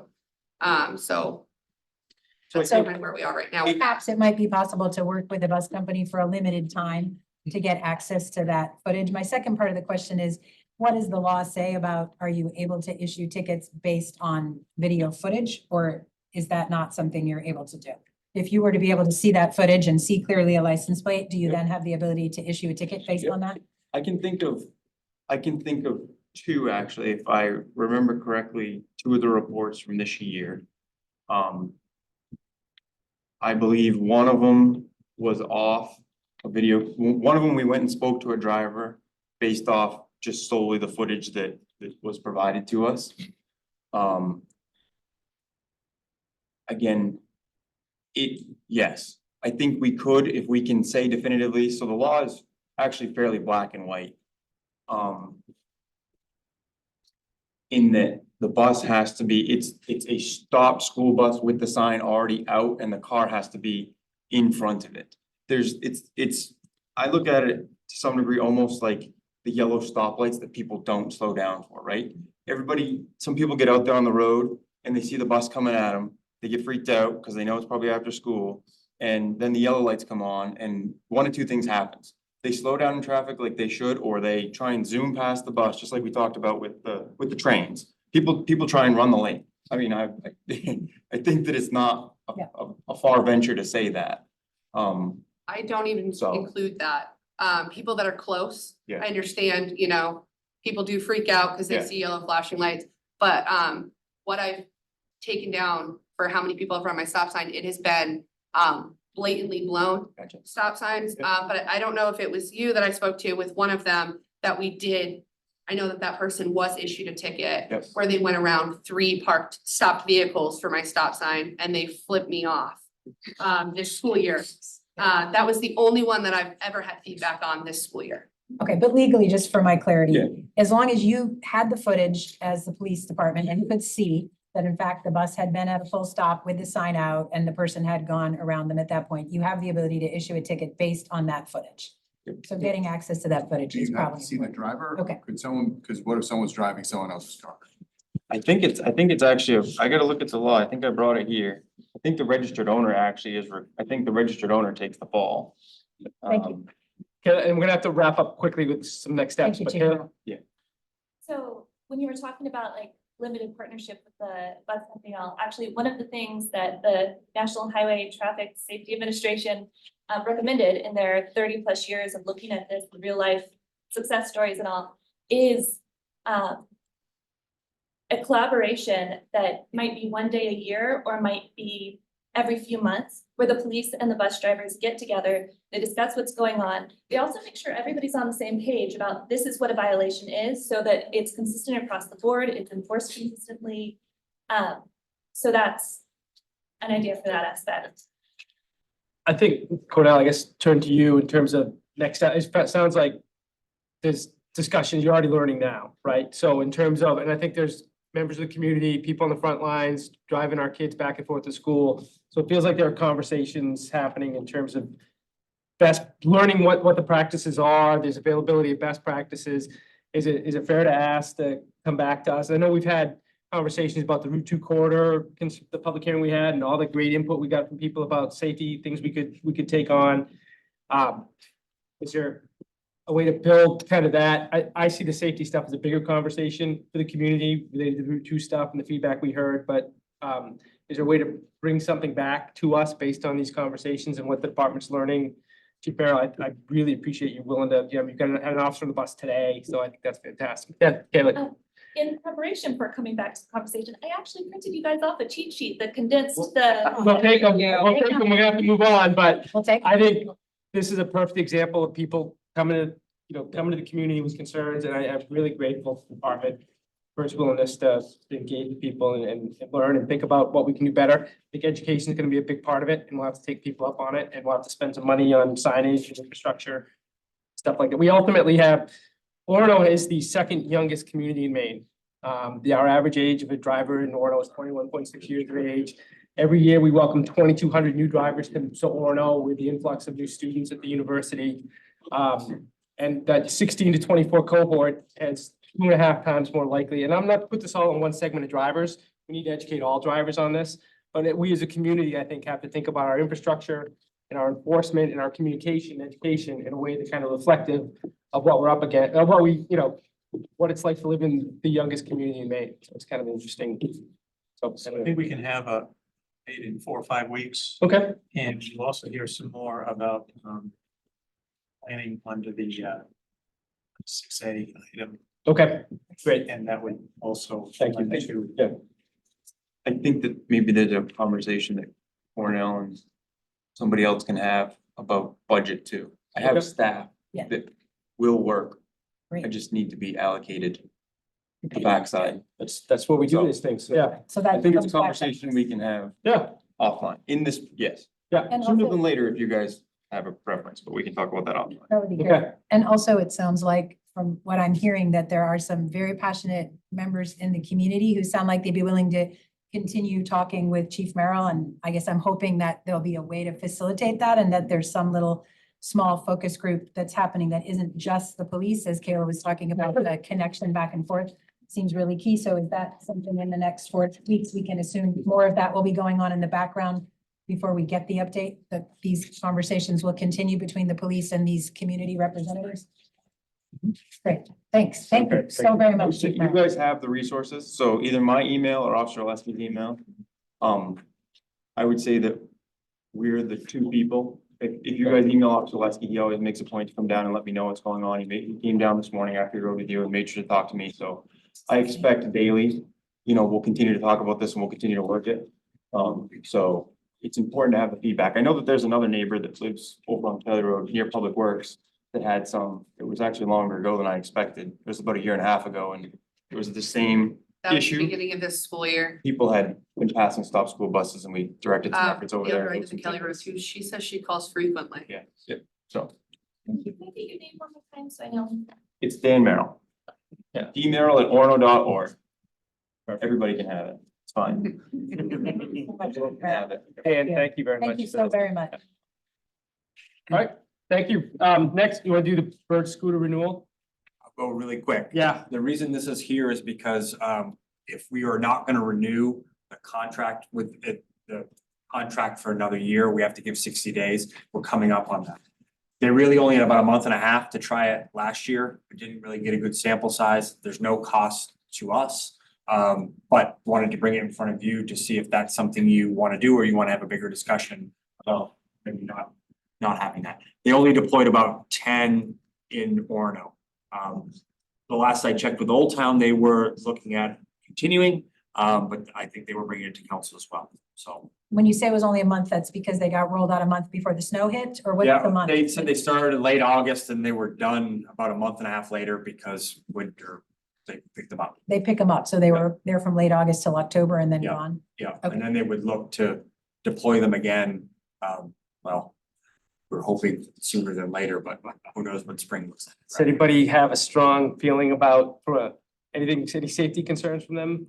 No? No issues that I know about. Yeah. Anybody have any strong, I'm the picture of indifference on this one in terms of, Feel like it's kind of market driven. If they're gonna do it, then they're gonna figure out if it's worth it or not. And if it's worth it, that means people are using it and taking advantage of it. And it seems like they were doing a good job at what they said they were gonna do about keeping it from cluttering random places, going on. It's to their benefit also, it's in their interest to make sure they're putting it in their appropriate places, so there's no reason. Yeah, I agree. There were not any complaints that came in to staff about them in that month, and I would be fine with giving them a whole season to see what happened and see if it works well then. all right? Thank you. Perfect. All right, that was quick. Artsapalooza update. Matt, we talked with Connie about potential, and I emailed you all, I scheduled it, so you should have gotten it about half an hour ago, an email from me, a reminder of the top of your inbox, but, so we had a discussion about Artsapalooza and the group, the Stillwater Arts Commission is gonna step away from it, but is willing to have help hand it off to a new organizing group. The question for us as a council, I talked to Cornell a little bit about this briefly, is one, there's not a lot of time because the third Saturday in June, but do we want to try and package something where we'd fund Artsapalooza this year, including some kind of stipend for somebody to run it, to try and continue it? That'd be a $7,000 or $8,000 ask, I think, of council. And we'd have to quickly put out some kind of request for proposals. We have to vote on it at our meeting next week, put it out for people to respond to over the course of 10 days. And see if we could get someone to step forward, either a community group or professional, event planner, someone to do the logistical work of running the Artsapalooza. So. Can we hear from Cornell about if we did choose to fund this? I read that it's $4,000 to $5,000, so let's say $5,000 for the publicity and the payments to the artists, and then we're talking about a $2,000 stipend for someone to run it, so $7,000. We have suggestion about where that $7,000 could come from in the budget, or, because that is really the question, right? Is where would the $7,000 potentially come from? One of the Have you questions. spent any money out of your contingency yet? No, we're still. I don't think so. That was all. Okay. Yep. Personally, I think Artsapalooza is something that the community has loved for the 10 or 11 years that it's been here. I have heard from the business owners, and Mitch could maybe speak to this, but I've heard from them that in their summer months, it's their biggest income night of the year, that it brings business into the community, which they appreciate. So I guess I'd like to give it a shot and try funding it for a year and not let it die out. I think it's harder to get things restarted once they die out. So that's my initial take. But I agree. I wouldn't want the town, I think, to be funding it every time, although I think it is so important. I mean, maybe I could be convinced on that. Certainly interested in funding it this year for the reasons you just suggested. Do we have, like, historically how it's, where it seems like it's changed? Obviously, we didn't do it over COVID. I don't know for how many years. they did do We it. They know. ran it on the back of trucks. The performers were on the back of trucks who ran routes through neighborhoods. People probably remember that. Yeah, they ran. Do you know if though, has interest been consistent that we know of? Do we have those sorts of data? I'm a little concerned about kind of sounding the fire alarm and trying to do this thing in a month and a half and jumping in and, you know, paying this additional $7,000. I think we've obviously, I think, delved into, you know, our own little kind of projects here that we're throwing money at for the whole year. We have been doing, I think the boat launch at 10,000, our mini grants at 10,000, this at 7,000. So we're starting to get into kind of real money. I think that we're just making decisions on, like, yeah, let's do this without, I mean, I agree. I think community feedback generally is, yeah, Oxbow is great. So was the Orono Festival. But that, you know, which is better time and money spent? I don't know. I feel like we're kind of sounding an fire alarm here and jumping on, just, we've gotta really save this, and I think having it happen naturally with, okay, it was kind of short notice, obviously, learning that it's not gonna happen. Maybe taking a little more measure, see what somebody comes up with it feels like the current members are like, you know, maybe it needs to be reinvented, the 2.0. We're not doing that now. We're just trying to make sure we jump in and fill the gap and make sure this happens again. I'm a little hesitant. Okay, Matt? I think there's two advantages for doing it. One, I think it's a big community event that's been going on historically for 10 years. It's a lot of work to put together, and it's amazing that people stepped up and did that in the community. And it has, we get people out on the streets in June. There's two things. One reason why I think we could pull it off is that the artists are used to doing it. They've been doing it for 10 years. A lot of these guys come back, they have it on their calendar, they're ready kind of to go. The disadvantage of not doing it would be if you didn't do it for a couple of years, then all those artists are gonna be booking because they need to do their thing, and they'll book it up, and then it'll be really hard to restart it again. If we think it's important, I think it's a good time to give it a shot and see if we can do it. If we can't do it, we can't do it. But if we can, I'd like to see it happen again this year, but so that's my 2 cents on it.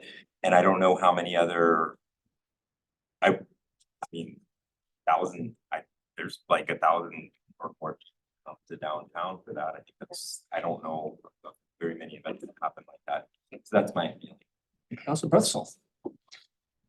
I'm curious if anyone out there wants to like thumbs up, thumbs down on funding Artsapalooza. You don't, sure. Has there been vendors that like booths other than just artists? Because that could also help you with revenue. Thank you.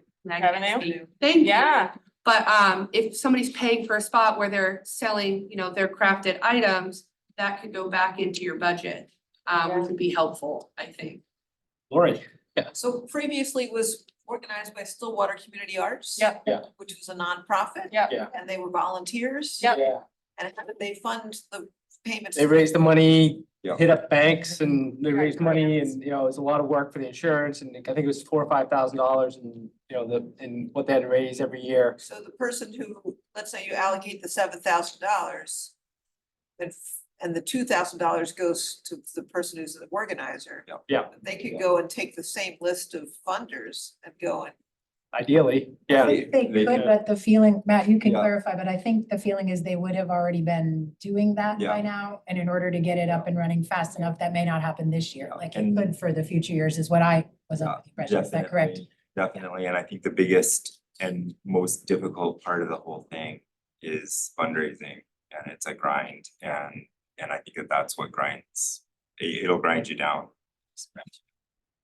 I do think it could happen again, but I was under the impression that they thought in the time frame we had and for that $2,000 stipend, that didn't include the hours Right. that had been fundraising hours. That only included the other hours of organizing the event itself. I think. So as far as whether a community member up or down, my kids have participated in it since it started as performers, starting with just slot with somebody else's 20 minutes and, one song, and then being part of a group and different groups and having their own slots. And people come from various places, sometimes because they know the performers and sometimes because it's an event to come to Orono. And I know that when I was on the council, we sunsetted the Orono Festival, is that what it's called? Festival days, yeah. Festival days, which my kids have been going to since they were tiny, and I always felt like, why all this plastic? And why do we close off the road at this time of year? And it turned out that the people on Mill Street said, this is not the time of year we need to bring people to town or close off the road. So we sunset that because the town business people said it wasn't necessary. People are flooding into town in the fall already.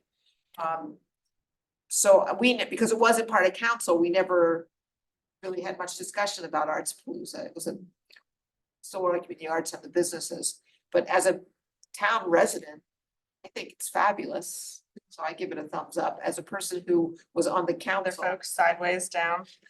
Everyone else is. Drones. Okay. I was just gonna say, I mean, I think if the town is gonna be paying a staff, someone to kind of do this, then I think it would be good to pull some of that data of like what the actual numbers are and talk to those business staffers. It makes sense to me that like, that's a lot of people hanging out in downtown Yeah. and eating at restaurants and doing those things. Yeah. It would be great, I think, to have the data to back that up, to like reinforce like, hey, this is well worth it. Yeah. Let's And- budget Right, so next we- year and make it a regular thing, or, this is where the grants and the fundraising come from in the future, external to town. Yeah. So for this year, it could be a trial of running it in a different fashion with some thought given to creative strategies, like maybe booths in the future that could be different sources of revenue that could make it more sustainable for a different group to take on. Yep. I guess I'd support it with that kind of context. Councilor Biggs? I don't know, a couple questions for you, or is how much do we have, how much is our contingency approximately? I think it's 10,000. I don't know what the balance is, but I think you've spent any money else. Okay, so the other funds that Leo is talking about. It's a having different contingency. mini grant. I gave that to, Okay, and we're at about That's a different- 7. okay, alright. And then from a staffing perspective, the town is pretty short-staffed as it is. This is not, Do you even have the capacity? we're So not that's asking why- staff. That's why there's a RFP. for But we would have to hire that person, pay that person. Yeah. Well, we treat it much like the mini grant. They Yeah. fill out a W-9, they submit an invoice, and we pay it with, like an invoice that would describe where the money's going, but we wouldn't do a lot of any type of payroll. It would probably just be a one bill, Okay, so staff does have the capacity for this relatively small. like the mini grant, yeah. Okay, alright. So where do, so- would staff hire, or that's a good question. I mean, or would that be council hire? It's gonna be an RFP, they're gonna come back within a week, Yeah. and Fast. you're gonna make a decision by the 22nd. I think it's great. I think that Arts-Palooza is one of the reasons that I love Orono is we have events like that, like this. I'm concerned with the fact that this isn't going through the typical budget process. And the fact that it seems like $7,000 isn't a small sum of money to put something together that is going to be successful in such a short period of time. So I am concerned about the return on these funds, whether, somebody will be able to pull off a successful event that we've all loved in such a short time frame. So I probably will call an audible on voting, but I'm not terribly sure about this. And sorry, Connie, I know you're my neighbor, but I'm not terribly sure about it. Okay, I had one thing to add. sure, sir. Well, actually, maybe two. Mitch, I did have a question on funding. Is this also something that I understood from Sophie when she was here, that if we advertise community events outside of Orono, they potentially fall under TIF money if they're economic development for town and bring people into our businesses in our economic area? So is this something that if we advertise outside of Orono could potentially fall under TIF funds also for the downtown area? Yes, Maybe. it could be. I mean, I think it depends on how it's set up. I mean, obviously, we would want to make sure we know numbers and things like that so that it makes sense as a investment Going in forward. our businesses, because that's really what it's about. But it could be used in that way. Yeah. Potentially. And then Jacob, to your point, I was having a conversation with one of the agencies that had received a mini grant to do another project in Orono, who what they do is they manage arts projects around Bangor and around the state down to Belfast and other places. And I did ask them and they said, yes, we would potentially be interested. We might put an application in. And so I do feel like we might get very qualified people who might put something in, Yep. who could very effectively administer this because they do these kind of events around the state. So I think it's worth a chance to see what comes in on the RFP for me. And then based on the quality of those or how confident we feel, make a decision. But that's me. Yep.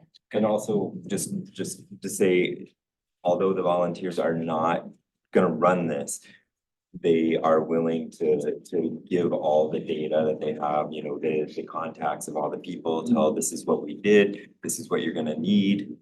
These are the types of things that we have to do. And so I don't, Yep. it's not that they're just like completely turning their backs. It'll be information based. Yeah. Yep. Or I think the suggestion, one of the things I can say, going all these years, is that you actually cannot, there's more people that can fit into all the restaurants and eat there. And so the idea of having street vendors, which I know also when I was on the council, we talked about, we changed the rules about street vendors selling food. So that might be another possibility, maybe not for this year, but that would be another revenue stream and that maybe would make it bigger than it is. And it seemed to get bigger over the years with more places around town. Yeah. Not necessarily just restaurants having music. sure. So go Clarification. ahead, one last. Yeah. You said they typically raise $5,000 and that's through local vendors and stuff, and they're gonna share that list. Is that what you had said? Yeah, I mean, if we ask them, I think a lot of it was I think the corporate was probably only a quarter maybe of that, and the rest was probably individuals giving. But they'll share that information. We can ask them, yeah. So somebody, We do have comment online. I'm sorry, what? Jen, you can go ahead. We have a comment online. I just promoted. Oh. Could you please introduce- Hey, this is Jen Wingard, 19 Cromwell Drive. I've been a huge supporter of Artsapalooza. My daughter as well has sung since the inception of Artsapalooza.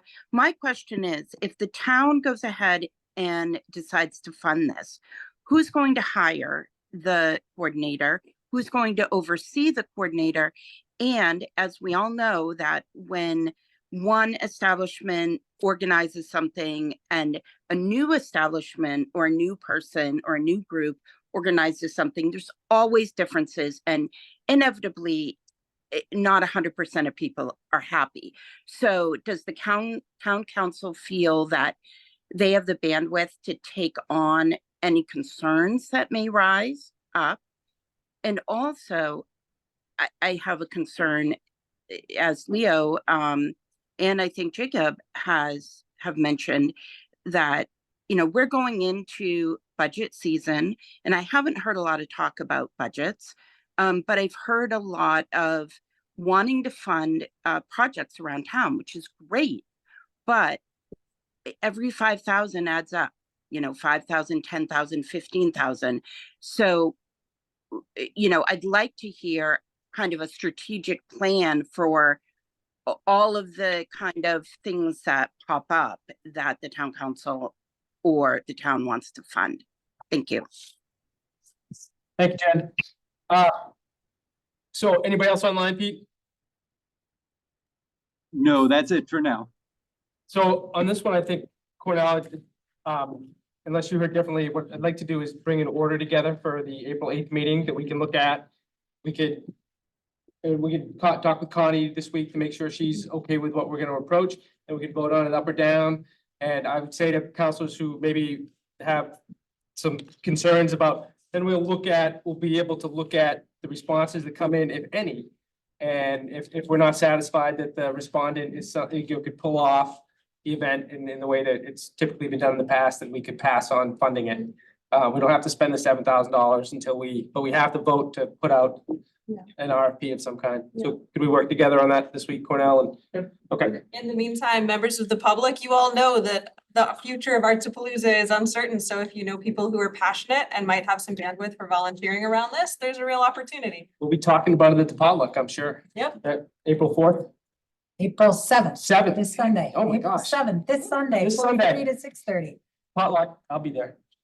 Okay, next item, I think that was, we got a mini grant application from Lauren Kimball. This was the follow-up on the, thank you very much for coming tonight, really appreciate it. Mayday baskets. The May Day baskets. We have any, I have mine here somewhere, I printed it out, but Up on my screen. yeah. It's a proposed total project of $1,000. There it is, yeah.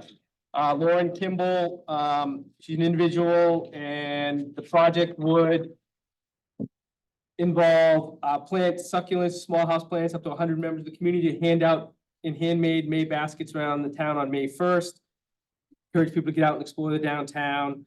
We all have this with the materials in tonight's agenda. Proposed project dates of timeline, April 24th through 26th and May 1st.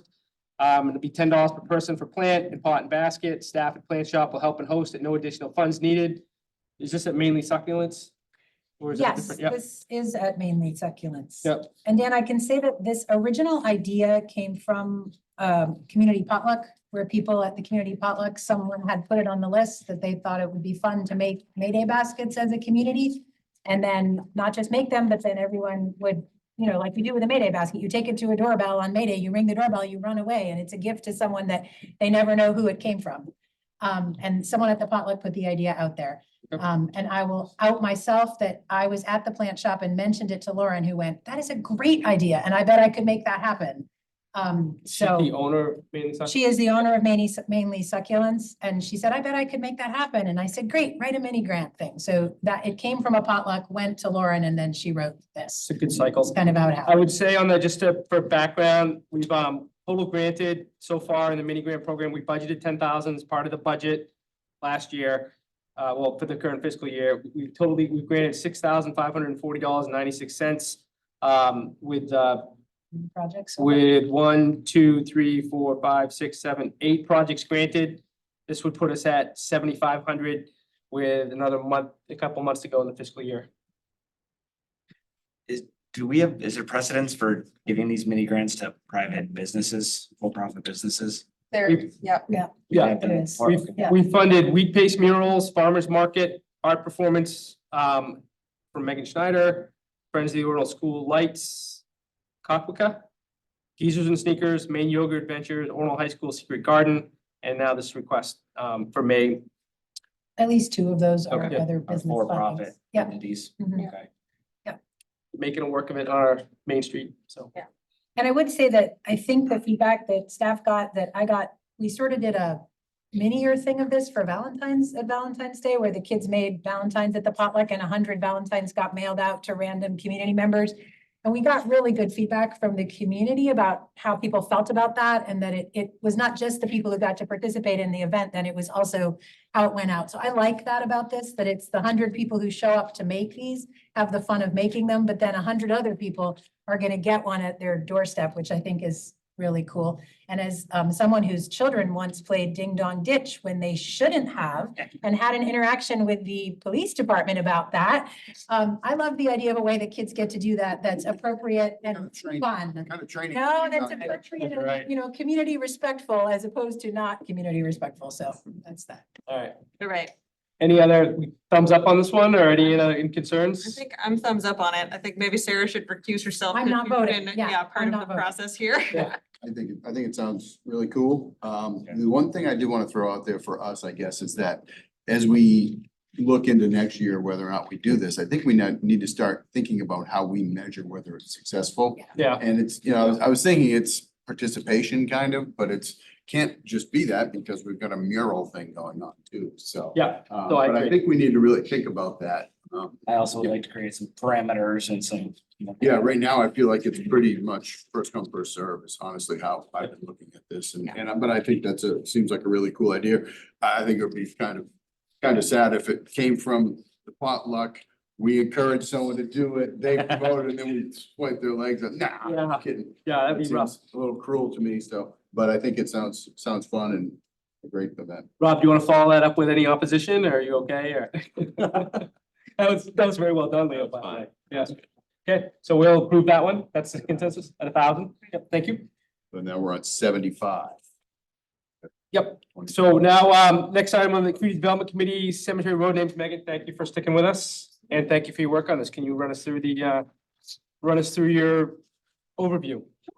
So the background on this project, we had a citizen volunteer and this person was very interested in restoring the military markers in the cemetery. So if you're familiar with those, they are often flush to the ground and it's really easy for grass and things to grow on and over those. And as this person was spending a lot of time in the cemetery and visitors would come, they would ask to see their loved ones, or if this gentleman happened to know where they were buried or how to get there. And he was often finding himself leaving his station because he might have heard of the last name and walking them over to their gravestone of their loved one. So he had approached the town council at the time and the town manager at the time about naming the cemetery roads as purely just directional of being able to direct people as to where your person might be. This idea was shared with staff. We have a foreman in the Public Works Department who mans the cemetery and digs the hole and communicates with people on site. And then our town clerk also communicates with you in terms of processing payment and keeping those records of the cemetery.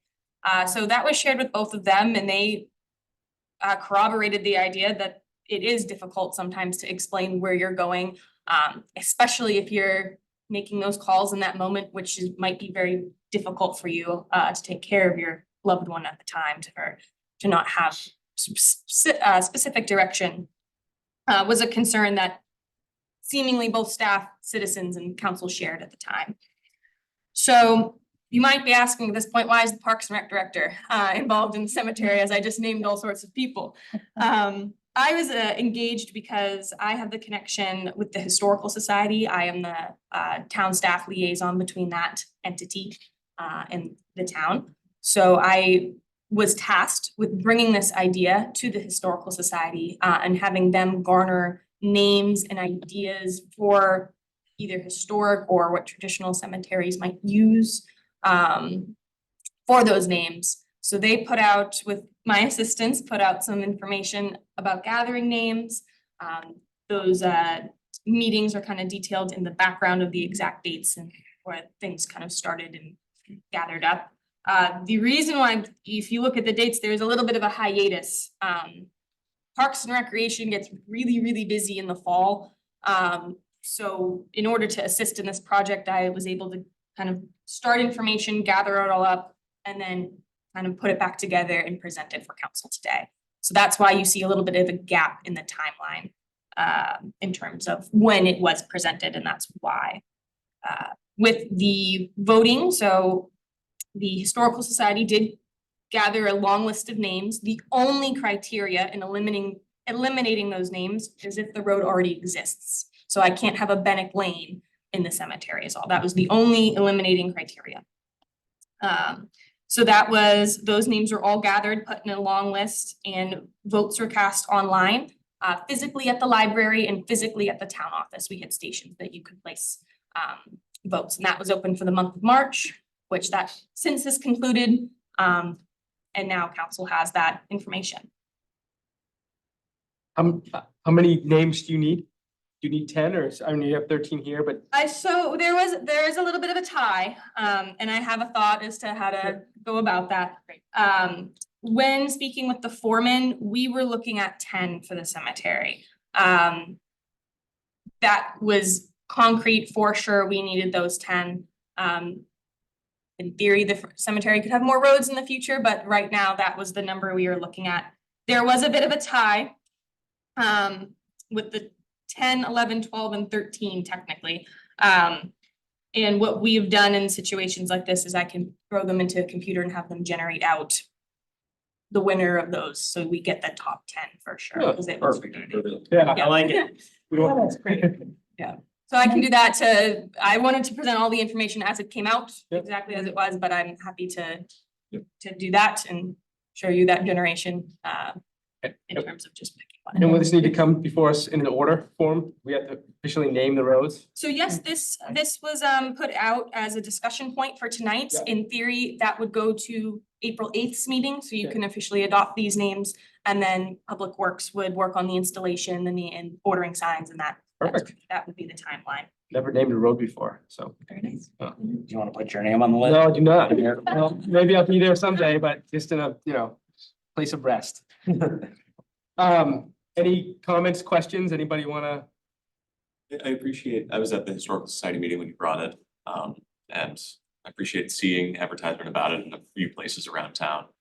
So, I thank you for the work that you've put into it. I think these names are lovely. Yeah.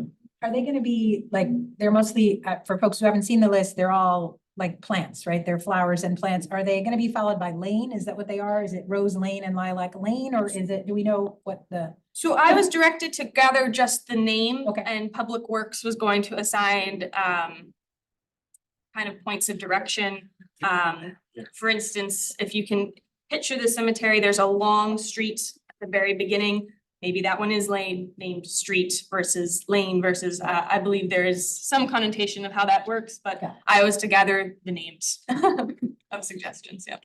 Fine by me. Good job. Jeff was curious. It won't be just, as far as I'm aware, it won't be just rows. It should be something to the effect of a street. But that was Public Works discretion is what I Thank you. instructed. Yep. I love the idea that computer generated. I love the process. Yeah. And this, anybody objects, we'll bring it to the April 8th for us to That's great. move it forward. That's great. Thank you, Megan. Thank you, Megan. Thank you for staying so late. do a hack, can we pick the Yeah, last name exactly. out next, at the next meeting? It's okay. Yeah. I'm just joking, just go for it. I don't know. Browser is fine. I'm happy to present you with the generated names for official adoption. Thank you. Thank you, Megan. Thank you. Okay. Next item up on our agenda is Route 2 corridor speed signs. Mitch Stone, Economic Development Director, and looks like we've got Dan Merrill back. So, as we talked about, after the Route 2 corridor public meeting, looking at some low hanging fruit, wanted to come back with kind of ideas, plans of how we could move forward and see if there were short-term things we could make while this process was going on. One of the things that I had discussed, with you folks was working with the signalizing intersections on, working with the timing of that to see if there's a way we could work with that. We talked to the vendor, that is something we can do within our current budget. And they will be timing those out differently so that there'll be a longer pause, so when everything will be red, we can start to walk and therefore they can know that. And that would be at the Mill Street, Bennett Road area and the Pine Street intersection. The other thing on those signs is if anybody's ever noticed it, there says pedestrians, yield to pedestrians is a sign up by the lights themselves. That currently comes on no matter what, when the light is green. They're supposed to only come on when they've been pushed and they're supposed to flash. Oh. Well, we're not gonna get that far. We're gonna get to they will come on when somebody's there versus just being on all the time. So there will be a change in that as well. And that all fits within the budget. But you're, just to be clear, it's not just the flashing light. It also is that there will be some time when all traffic is stopped and just the Yep. pedestrians will have Yep, the right so of it way allow people to for a get, certain number of seconds. yeah, what was happening before was it would just change and Thank then you. you were to kind of step out and now it won't, it may not be the whole time that they get across, but certainly people will be visible in the crosswalks when those things will happen. So, and I'm waiting to hear back from the vendor, but once we hear that, we will also let folks know, publicize that that's happening. Perfect. The second part of that is obviously, Dan and I had talked together about what plans they may be able to do. And one of the things that we came up with, was around speed signs, the signs that show your speed when you're driving, but also collect data. And that's one of the bigger issues is just understanding the data. As you heard earlier, Chief Merrill has only a certain number of resources and how do you deploy them in a way in which are gonna be effective? So I was able to talk to the DOT vendor and what you see, I added in there for about $5,500, we can get 2 signs to use on the corridor that can be moved in different locations, but work to collect data and also slow folks down. And that's an inexpensive way to do it that we can constantly use those after that. It's not that you wouldn't, but being able to collect data. And I think that's a big piece to this, because not only will it help Chief Merrill, but also will help through the study to see where people are speeding and when are they speeding and where do we need to slow them down through the whole corridor. Through infrastructure. Yeah, through infrastructure and what that whole project looks like. So one of the reasons why we kind of sped this up and got it on here was, but we wanted to get it and see if we can get them in place at least for some time while the students are still here. So it's not just summer traffic and what that looks like as well. So, but that's that. I don't know if Dan, you want to expand a little bit on some of the other things that you are going to look at from a planning standpoint in the short term. Yeah, I think what Mitch and I talked about was, this is one of those things that I'll probably work with Ed, as the community liaison, to help gather the data for me. I don't necessarily have a plan yet as to what I'm gonna do with the data, like as far as how I'm gonna put it out or what it looks like. I've worked with these signs before and I've worked with, you know, Rob Yerkes in the past and they give us a pile of information. It's a matter of trying to focus myself and focus our resources on what all this data means. And I think that there's a component here too, if we want to circle back to like we did with the buses, where if there was a financial impact that you guys wanted to give to me, I could make an increased effort in April and May and June if you'd like, with enforcement, with directed details of people, if you wanted to allocate some money that way. So This April, May and June? Yes, I have people asking me in a staff meeting I just had. Yeah. So Nice. yes. Could we vote on that? I think I probably should talk about the budget more now. Sorry, I gotta, sorry. We Yeah. had such good conversations here.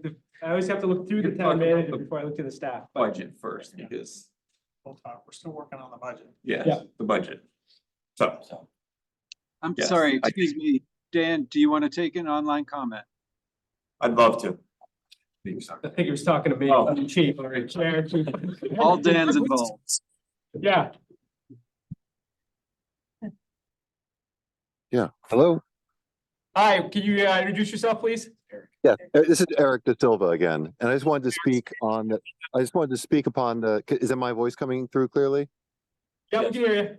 Okay, so on the topic of the speed signs and the data they collect, in the Bicycle Coalition, we've done a lot of speed studies, and that data has been really helpful when you want to test a demo project that would calm traffic, to have that pre and post demo data. And so just thinking about ways that we can improve the corridor and make it more walkable and bikeable, and spending a huge amount of money doing that, there are also always ways to say, let's put a speed table in, or let's just put some bollards on the ground and see how that affects the speed. And now this data is going to be really helpful to concretely know whether or not the approach is working, and then whether or not it's worth spending more money to make it permanent or make it better. Interesting. Great. Thank you, Eric. Any other, Two questions. Yeah. Again, not knowing the process, so are these funds that are already budgeted for, or would we be? approving I didn't say additional that. funds? We would be looking to use ARPA funds for this. Okay, so dipping into our ARPA Yeah. reserve, okay. And then two, from a effectiveness standpoint, do these signs actually slow traffic down, or is it more about the data collection? And I just say, personally, I see them and I go, that's how fast I'm going, and then. So I will speak high level and regurgitate something I think Rob Yerkes has said before in council meetings. I would say that to some degree, they're better for data collection, because when we had originally started using these variable message speed feedback signs, we'd had multiple locations that we would move them to throughout town so that people wouldn't get used to seeing them all the time. Yeah. Change it up, you know, you're driving on Bennett Road this month, and then maybe in the fall, we put it on College Avenue. Or we move it, it was actually when we first, for those that remember the first sign that we had, it was on a trailer. And I used to move it around weekly. Every week or every 2 weeks, I'd move it around to all the different streets in town. And that was the reason why we did that. One, we didn't have posts all over town, and two, it was to change it up so that all of town was getting service too. So, but with that said, if we want to use them as a tool to help us gather data, they will do that for sure. And there is a feature that I can use that we don't use a ton, but I can put it in, never mind. There's a covert mode, but you can put it in where it doesn't read anybody's speed, so they think it's like dead or off or something like that, but it's actually registering speeds. Perfect. All right, thank you. Yeah, thanks. Well, I would say too, that, the data was behind the decision to fund the speed tables on Forest Avenue. And that was a citizen engaged effort. So this kind of thing would help us think through is when you look at through a 2-quarter project and other things that we need to fund, I think this data could be very helpful. And Right. To Eric's point, I think I don't know if we're gonna have the post data on what we've done on Forest Ave. I don't know if we will or not, but I think that's he made a really good point. And I think, Yeah, we will, for at least for the second and the other 2 speed tables, we haven't put them in yet, so we can at least know. yeah, that if we point. have those, set those up there and get them collected. But I think those are personally, I feel different, Jacob, but they're a calming measure for me, because when I see them, I usually do slow down. Going up to you, man. You're just speeding more than I am, apparently. I bring it from 27 right to 25. That's what I typically do, so. With everything being red light at once, is that on the top of Pine Street and on coming off? Would that happen on top of Pine Street as well? When you say read it once, oh, you're talking about, the one place that I don't know if it's on both, Yeah, but I know it's on the one that you come down and, Bennett, that there is a sign at the top that the light says, it comes on and it's on all the time, that says pedestrian, yield to pedestrians. It will come on when it's time to turn. The change I think you just talked about us making is gonna now stay red for at least a few seconds for people. All of them will allow, there will be a delay in the light cycle that will allow people to have an actual walking have some time to get into the It's got any lane. kind of green light. Yeah. Both from Pine Street to the Mill Street Bennett, I mean, both those lights at the same time, all of those lights will be red at the same time for cars. No, well, however each of those intersections works with Okay. itself, so whatever the life, the cycle is for the walking, that will allow that, like Pine Street, that turn, you can make a right-hand turn with the light, but you can cross, there'll be a delay in that happening, so it's not green right now. Yeah, there'll be a That delay. will- Yes. That'll be red when the walking starts.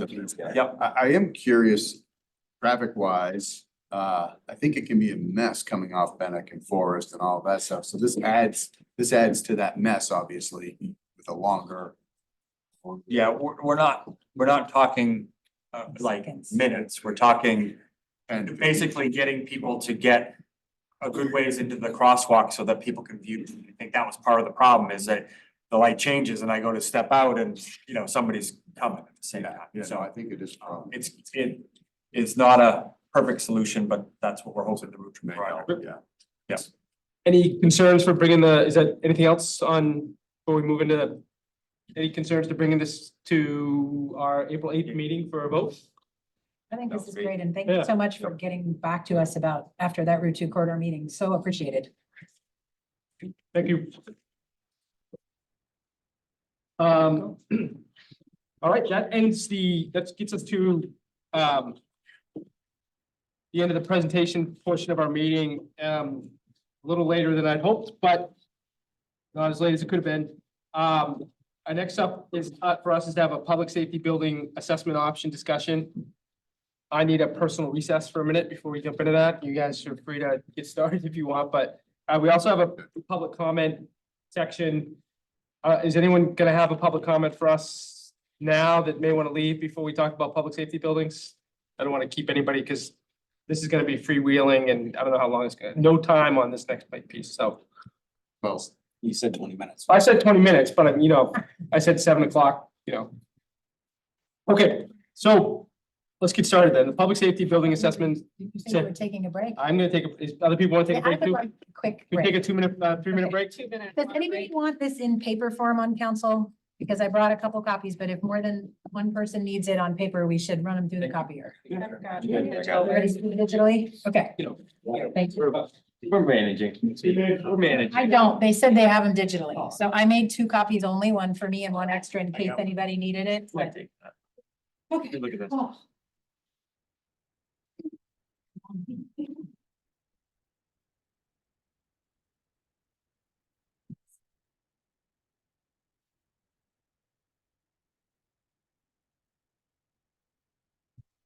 Give my walk in. Good. That's all. 4:15. Yeah.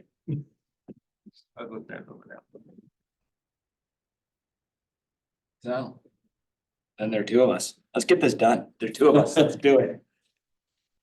No decisions are made in committee. Exactly. So boom, we can just have a discussion quick and call it good. What do you want to talk about? It's like tomorrow. My socks, by the way. Thank you. They're my MTV socks. Yeah. I saw that. Yeah. All of my socks are black. Well, I don't get very creative. when you dress up like a banker every day, socks are about all you can do. Was that? You need to step out some. So I focus on a lot of other things. I have a very comfortable sort of, I guess, undershirt, overshirt. Yeah. I don't know. I know what it is, so I can do other things. Although I respect people who are really creative with their fashion. I think there's a lot of room for expression there. And the more variables you can eliminate from your decision process every day, the more bandwidth you have to focus on things that really matter. Yeah. This is riveting for Yeah. everybody else. No, it's nice.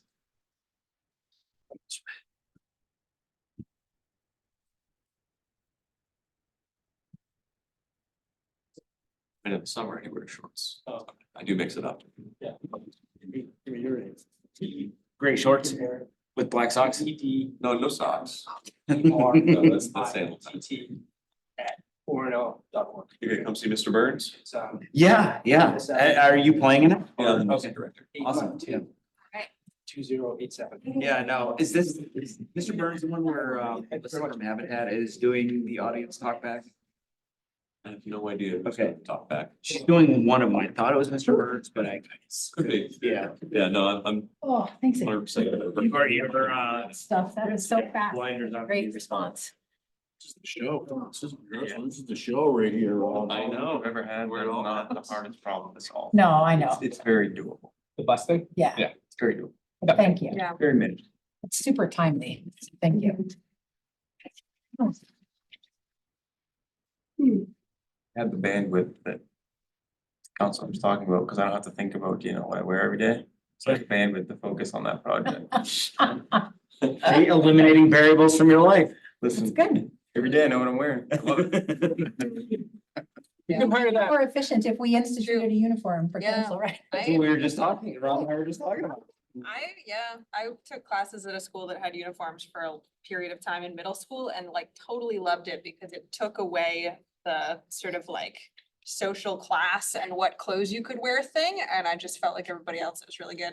Appreciate that. I think Yeah. I'm paying your barrier. Pete, are we still on mute or are we not on mute?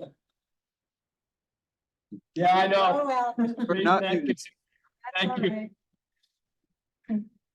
All right, so let's get started. I know Cornell's coming back. Here he comes. Right. There he is. So Sarah and Jacob created a matrix of some of the summary options. So what the discussion is about is we've struggled to articulate a clear council path forward on the public safety building. And we kicked around a lot of different ideas and had some false starts. So we wanted to take a step back, have a broader discussion and look at what our various options that we could identify are and make a determination. And that determination may be that we're not ready to make a determination right now. So Sarah and Jacob, do you want to walk us through this helpful information you put together for us? Jacob, do you want to start? I mean, the intro part largely, I mean, you had a lot to do with that. Would you like to start about that intro page or do you want to Yes, jump right into the certainly. options? Okay. Yeah, so Sarah did a really good job at outlining all of the studies that have been undertaken to date, including, you know, how much the next steps would cost. Which is something that, you know, in my whole month here, we've kicked back and forth several times, but as Sarah and I talked, I really think the biggest discussion item for us as a council is, you know, regardless of the option, so regardless of, you know, moving forward with this study or this project or that project, we need to decide as a council if we are willing to move forward and spend the $5 million plus that any of these options will be, because the reality is, you know, no matter what we do, save for, you know, the just, you know, safety things at the public safety building, this is going to be a $5 to $10 million project. So if we're not prepared to move forward with that in the next 12 months or so, then spending money on getting additional assessments or taking the assessments to the next level is a bit of a moot point, because, you know, budgets are constantly changing. And you know, if we get an assessment, if we get a study done tomorrow, it's likely not, good chance it's not going to be valid in 24 months from now, 36 months from now. So I would encourage us that, you know, before we talk about the options, just, you know, have a discussion as to whether we're really ready to spend that type of money through, you know, the bonding process at this point. So I don't know if we want to have that discussion, or Sarah, you want to go through the decision after? I'm okay either way. I think that's really to council. So Dan, I think that's to you. The only thing I'm gonna say is just on here, if we were to look on page 2, the only new information since Jacob and I put this together is that Cornell has forwarded to us all from the from Sebago, general estimate for the level 1 project on the public safety building. So you probably all saw that email, but just for the record, they're stating that this is a very vague estimate, but their thoughts are that a level 1 estimate could be in the range of 2 to 3 million. He says, I know this is a wide range, but there's a lot to consider. And experience tells me that once you get into a project of this type, the construction costs always seem to be higher. So I guess I would say I read that to be saying 2 to 3 million, or maybe even slightly higher once we get into it. Other than that, I Can would you, say- do you want to give a brief reminder of what a level 1 project? Is this would document something the public will have access to, Cornell, eventually, or? I could give you a list if you wanted. Okay, and does the public who's sitting here want access to what we're talking about? Do you have more than one copy? Cornell, did I hand you? I gave one to Dan. Maybe make a couple of these. I will just, I guess I could say briefly that Jacob and I put together the 4 options that were talked about at the council meeting last time. And we added a fifth, which was to potentially, as Jacob said, table deciding the next thing until we really have looked at what bonding out this much would mean for the taxpayer. So if we're able to do that now and decide that we have a consensus that we are willing to spend between 5 to 10 million and bond that out, then to move forward. But otherwise, we've been told by staff that the information on the impacts of bonding out that 5 to 10 million will be coming to us in our budget binder in the next couple months. So if we were to table it, it was not a forever, it was tabled till after the budget discussion this spring and revisit in July once we have seen what the actual tax impact would be for taxpayers of spending the 5 to 10 million. Does that summarize accurately, Jacob? Correct. Yep. And we're expecting also information about the bond impact on taxes of all of the other projects. Not just this project, but also the other capital projects on the list that Sophie had provided us of the upcoming capital projects over the next 5 years, which includes the Route 2 infrastructure project, the Route 2 sewer upgrade, the Orono Public Library expansion, the public safety building, also renovations to, I keep calling them the outlying community buildings, the Keith Anderson, the Birch Street, the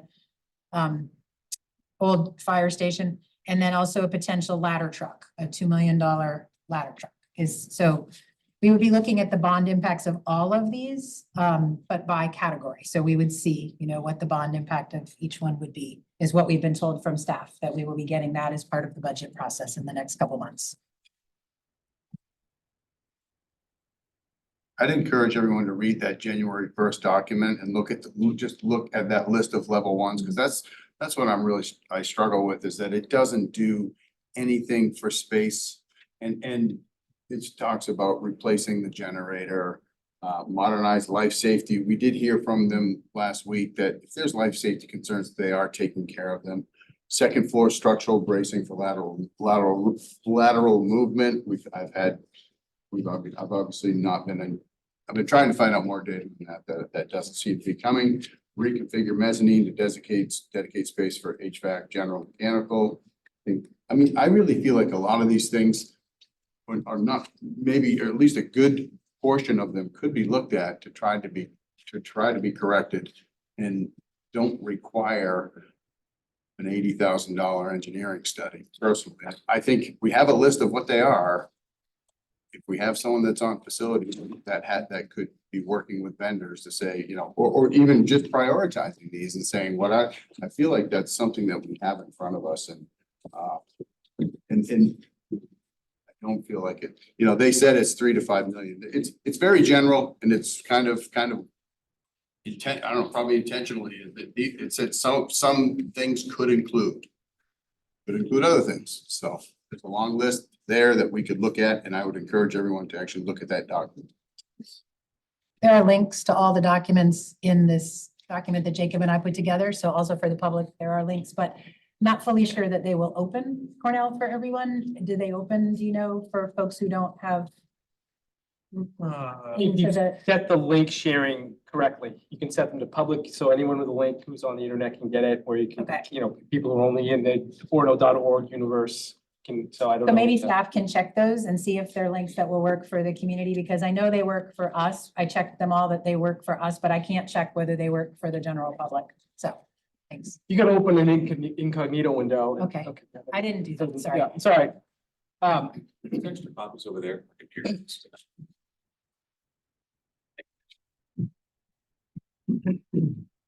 I do think Jacob's point about maybe just talking about, do we on council feel like we're clear that we're ready to spend 5 to 10 million right now or not, is maybe not a bad place to start. How do you feel, I Dan? would agree with that. Yeah, I don't know what it costs us to spend 5 or 10 million. And I think that's kind of the challenge for us, to make a decision now, if we could put an order in front of us on April 8th and vote on something, it's still driving us towards an outcome where we don't have a clear picture on what those costs are going to be in terms of what our taxes are. And I think we'll know more in July and have a better sense of, it gets us through our search, it gets us through our budget, and then we're able to have more information in front of us in terms of what we want to do.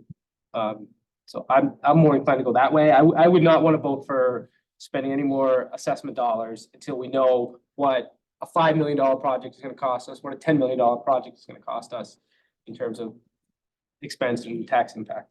And I will, so as somebody who's, again, been doing this for a month, I was, frankly, a little bit frustrated about the speed of this. That, it seemed like the council was, just paying for study upon study and, we either need to figure it out, move forward or not.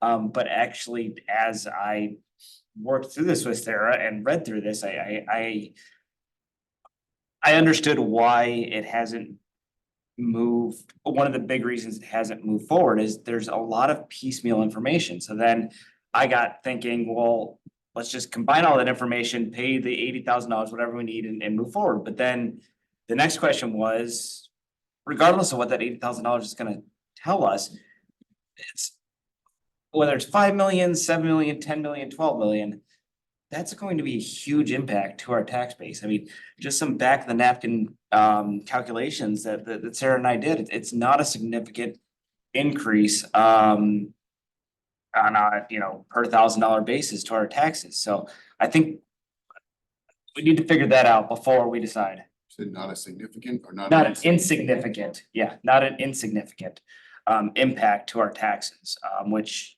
unfortunately is the not fun part of this job. So I would encourage us to look at, what's this gonna cost us and are we prepared to spend $5+ million?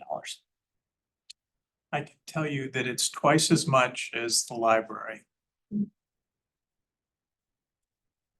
And We still don't Which know is what the what- library is gonna be on the tax You impact. voted to commit, to pledge that. Yeah. And, What is- what do Jacob, we you get? mentioned that, there's lots of studies, but there was a study and that firm moved to only wanting to do a brand new building. And then the town readjusted and went with what they had originally planned was life safety and the level 2 life safety and space needs. And then it was, okay, now what's that gonna cost? And that's when it's, let's look at this building, let's look at Keith Anderson. So there's been a lot of asks. No, I fully understand that. And yeah, I fully understand there's been a lot of asks and changes in direction. I don't know if I'm okay saying we can spend $5 million.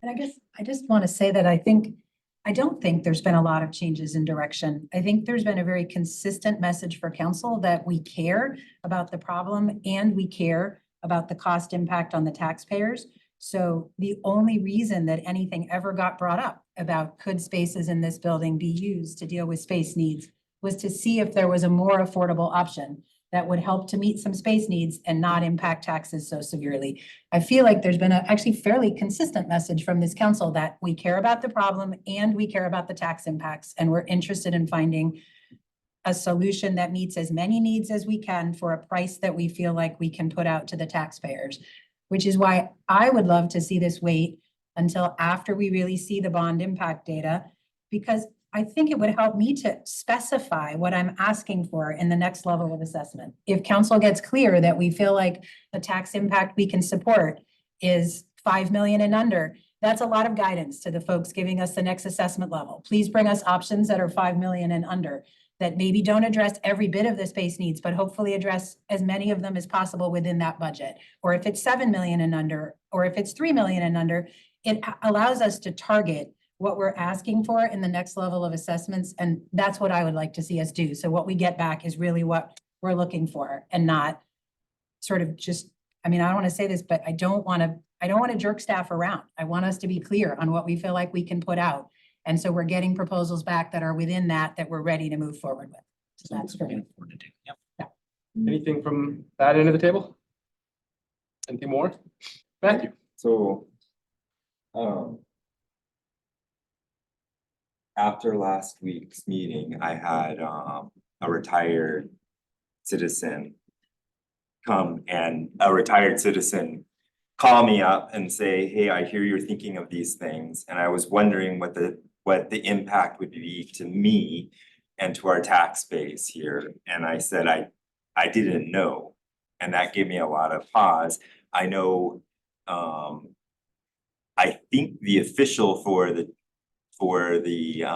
bond, remind me, Cornell, for the library would add like $200 and something per what, like $200,000 house?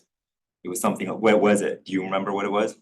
Okay, so I couldn't remember what it was, and I can't just tell somebody, yeah, I'm gung ho,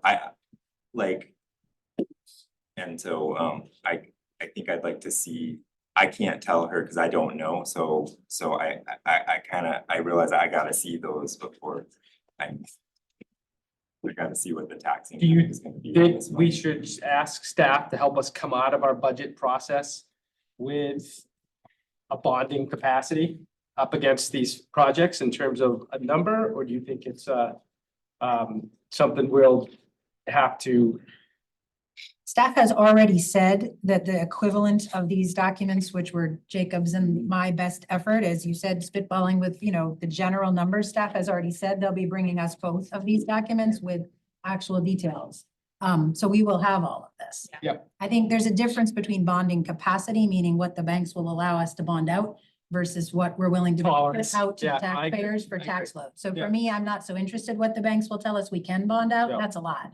Yeah. I'm interested in what we're willing Yeah. to put out to the That's- taxpayers. I think that's what I meant, is the way I should have phrased it. I mean, do we want to come out of our budget? And I don't think, maybe that's asking a lot for a budget. Maybe that's an entirely separate conversation, but we'll know more. And will this council be able to say to the community, we're moving forward with an infrastructure package that's gonna have to do all this stuff. And we can afford, we believe we can afford some 7-figure figure or some 8-figure figure. Make that, and have that number as our benchmark moving forward. Because there's a lot of needs on this list. And some of it comes with significant federal dollars attached to it, others don't, so it's a lot to consider. I don't think we're gonna know that at the end of this budget process. I think we're gonna be set up to have that discussion starting in July is my take, because it's a lot to get through the budget process as it is, but Cornell speak differently. My guess is we come out of it with the data we need and can really delve into it in July and begin to make that decision, but that's my guess. You'll have a new manager. Excuse me, Dan, do you want to take an online comment at this time? Just one more minute and then we'll go to get the comments, okay? Thank you, Pete. Got it. Yeah, it seems like in lieu of some of this bigger picture information, I'm already seeing that. And I think I agree with a lot of what's being said, that it's hard for us to come to a decision instead of having staff come communicate with us again and again about this and us be giving what I can understand what feels like very unclear direction. I don't want to deny that's the experience, that's what's coming out of here. And I think we are split. So having to keep having this conversation, if we need to table it until we know more big picture, how it interacts with the rest of our bonds, the rest of our financial commitments. Maybe that's the best way forward and the kindest thing to do to staff, is having our public safety professionals come in and keep having to have this conversation with us. But I'm not committed in any direction on this yet. I'm interested to hear what the public comment is. Good. Anybody else before we go? I think the measured approach makes perfect sense. I will add that I think it would have made sense for the library as well. But And you boldly voted in that direction. So. Yeah. All right, hey Pete, could you move over to public comment, please?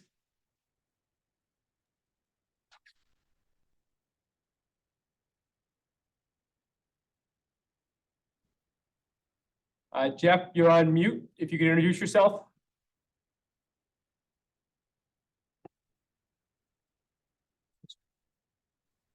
Well, maybe not. there you are.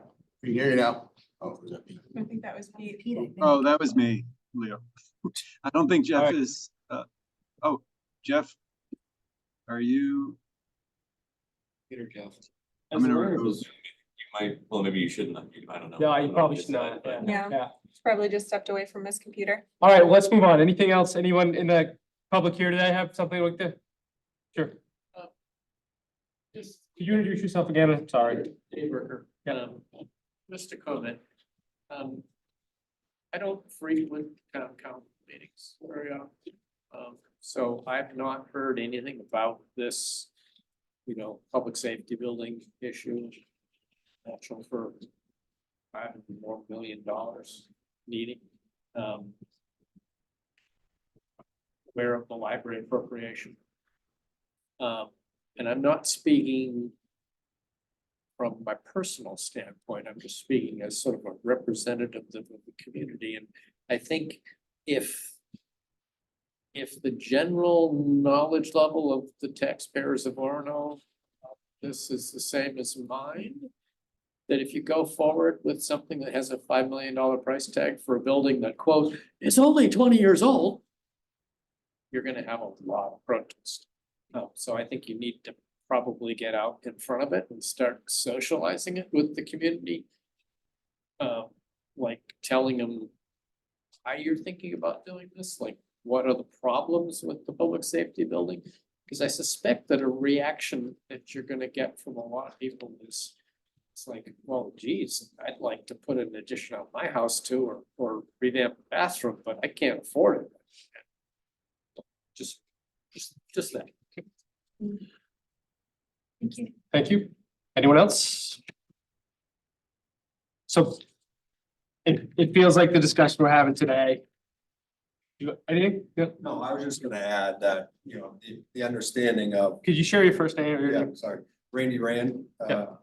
resident, just the understanding to the general public, what your actual budget is going forward. And even like seeking the design expertise, right? Having that budget really helps them drive their design and their recommendations going forward. I mean, coming from that industry, that's super important. Otherwise, they're just gonna spin their wheel and just tell you all this stuff and charge you a lot of money, right? But having that number up front and then that impact, I mean, we started the night about talking about affordable housing. And if we're gonna start raising our tax base, we're already making our, affordable housing thing, kind of moot point because they can't pay the taxes to kind of, so we're already discriminating against that impact. So just getting that understanding, and I come from the total understanding of them. I mean, we deal with healthy buildings all the time and buildings that we live and work in, and making them good places to work and be productive, that it's super important that we're asking these people to live in these facilities that they are comfortable and healthy to live in. So there is an urgency to get it taken care of, and getting on this direct path to make it happen as quick as possible. And that understanding, I think, is a priority. And spinning wheels, as it may have been a clear direction, is really kind of been spinning wheels. And I think the sooner we can get that understanding, the quicker we can get out to the community about the impact. And I think the more funding we can get, or more backing you can get, moving forward with a decision. Thank you, Randy. Linda? Yeah, so I really appreciate all the work that went into this packet. This is really great to have this kind of summarized all in one place. So I really appreciate the hard work that went into that. And also, I also really like the idea of just waiting until July. Like that seems like a good benchmark to start kind of looking at these things with a different lens. And even kind of looking at the chart here of our capital investment plans, there's a lot of money here for a lot of different projects over the next, several years. But I also would say that it would be also good to, for some of these projects, kind of have the same type of critical financial tax lens put to it as it is with this project as well, such as the library expansion project. I mean, that seemed to be kind of a quick commitment. And that's still a lot of money and our taxpayer money for such a commitment. And it would also be really helpful to know kind of where the commitment comes from in terms of getting funding from other sources, federal forces, and what would be kind of our responsibility. So kind of the mishmash of where this is all being financed from, I think would also be helpful. But I really appreciate that this is seemingly going to a more clearer direction. And this is a lot more clear for me at least. So I really appreciate that. Thank you. I think what Linda just said, I mean, I do think looking at these various capital projects, I mean, one thing that does stick out about this renovation, which I'm not saying we don't need at all, as I am coming around to what's being discussed, is that a lot of these other projects, we are getting matching funds or a ton of extra money where it seems smart to spend it on these projects. Here, I think, I mean, and I'm not saying it's not smart to also invest in the public safety building, it's more financially, I mean, I think this is part of the reason why this one is trickier for us to figure out how to come to a decision on, because we're not getting matching funds for this, something. Actually, sorry, did you? Just, I mean, and I don't know the details, so I could be speaking out of turn, but talking to some of my friends who do this in other towns, I believe there are federal funds available for public safety upgrades. Alton just got a chunk of federally designated funds. He shared with me the website, but Directed funds? yes, yep. We're getting that for the library. So we're not likely to get another one right off. So there's not specific public safety funds. Or I guess, yeah. Right, you're not likely to get a second one within a short time frame as the same town, is what Cornell is saying, I think. I didn't realize it was the same pot of money, and I also didn't realize we were getting them for the library as well. Yeah, that's Yeah. 3 million. It's a lot. 55% of the project. Yeah.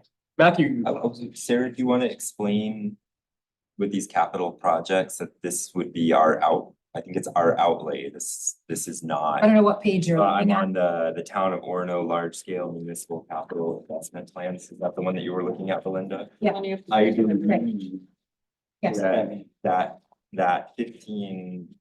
6 million at the bottom, that would be all from us. That would be our commitment as a town, not with no federal.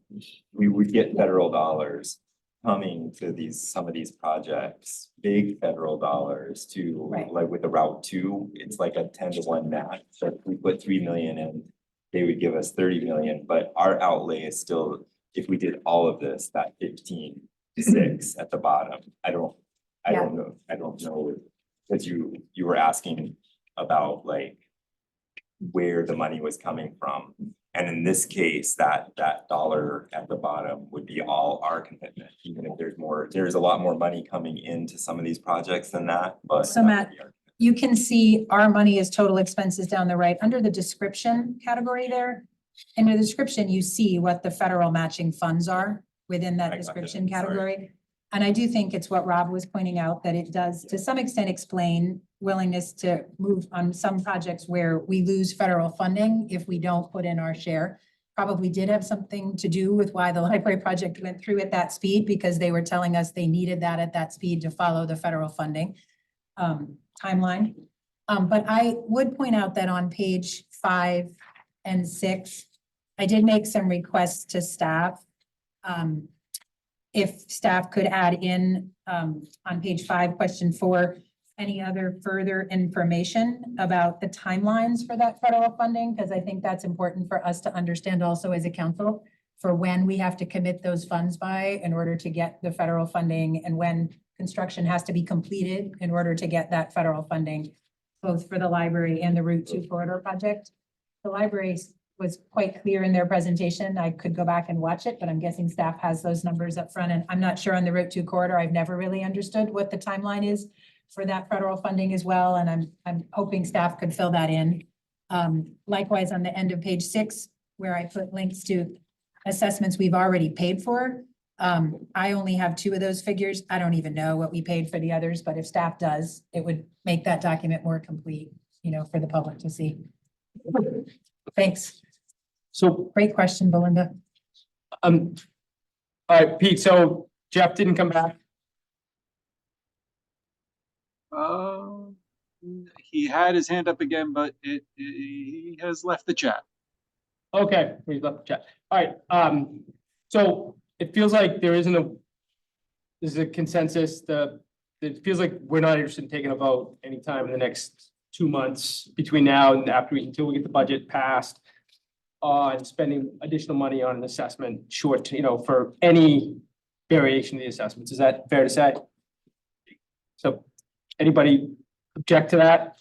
Okay, so there'll be no order coming forward unless someone pushes us to change. There'll be no order before us on assessments between now and until we get our budget passed at the end of June.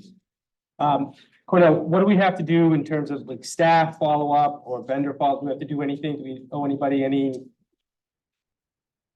explanation? No, well, I'd let Sebago Technics know that we're. Yeah.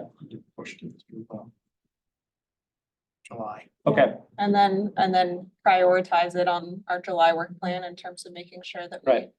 circle back around to it. I wanted to say the same thing, to be Numbers. sure it's on our July Yeah. agenda, but also there were some points in here of things that could be done between now and July where we're not taking a vote.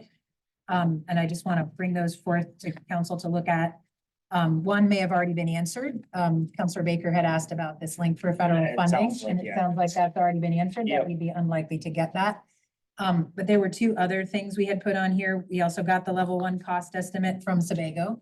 So just to point out to council that that came in somewhere 2 to 3, or maybe a little bit beyond that from what they said. And then the only other one on here was to get some clarity from Chief Lowe, because there are 2 different items that are related to public safety on our graphic around capital outlay. One is the renovation and addressing space needs in the public safety building, and the other is the 2 million ladder truck. And I would personally like to hear back from staff about which of those is the top priority, because that would also help me to make decisions in July. Like, does the building itself, in their mind, take precedence over the ladder truck, or does the ladder truck take precedence over the building? I certainly don't feel like I have the ability to decide that, and I would like to hear back from staff about that. And that could happen between now and July. all right. So we'll talk a little bit about our work plan in that time. We'll start talking about our work plan next week. Before our meeting starts, for those watching at home and setting their calendars by when the council meets. We'll start at 6 o'clock with our regular business meeting next Monday, because of the eclipse. Some of us will be here at 5 in a publicly noticed work session talking about the council work plan. So if anybody have anything else for the good of the order before we wrap up tonight? Thank you for 300% increase in our meeting attendance here at the end. So thank you. And Cornell, will you make this document a link that the public can see at this point that we were talking about today? Will that? Yeah, Be you linked. wanted me to get some more. But I think just link Yes. what's here now out to the Thinking public through if the they're details watching and on wondering that. what we're talking about, and then So- we'll update it and the updated version out would be great. All right, Pete, we're all set. Thank you very much.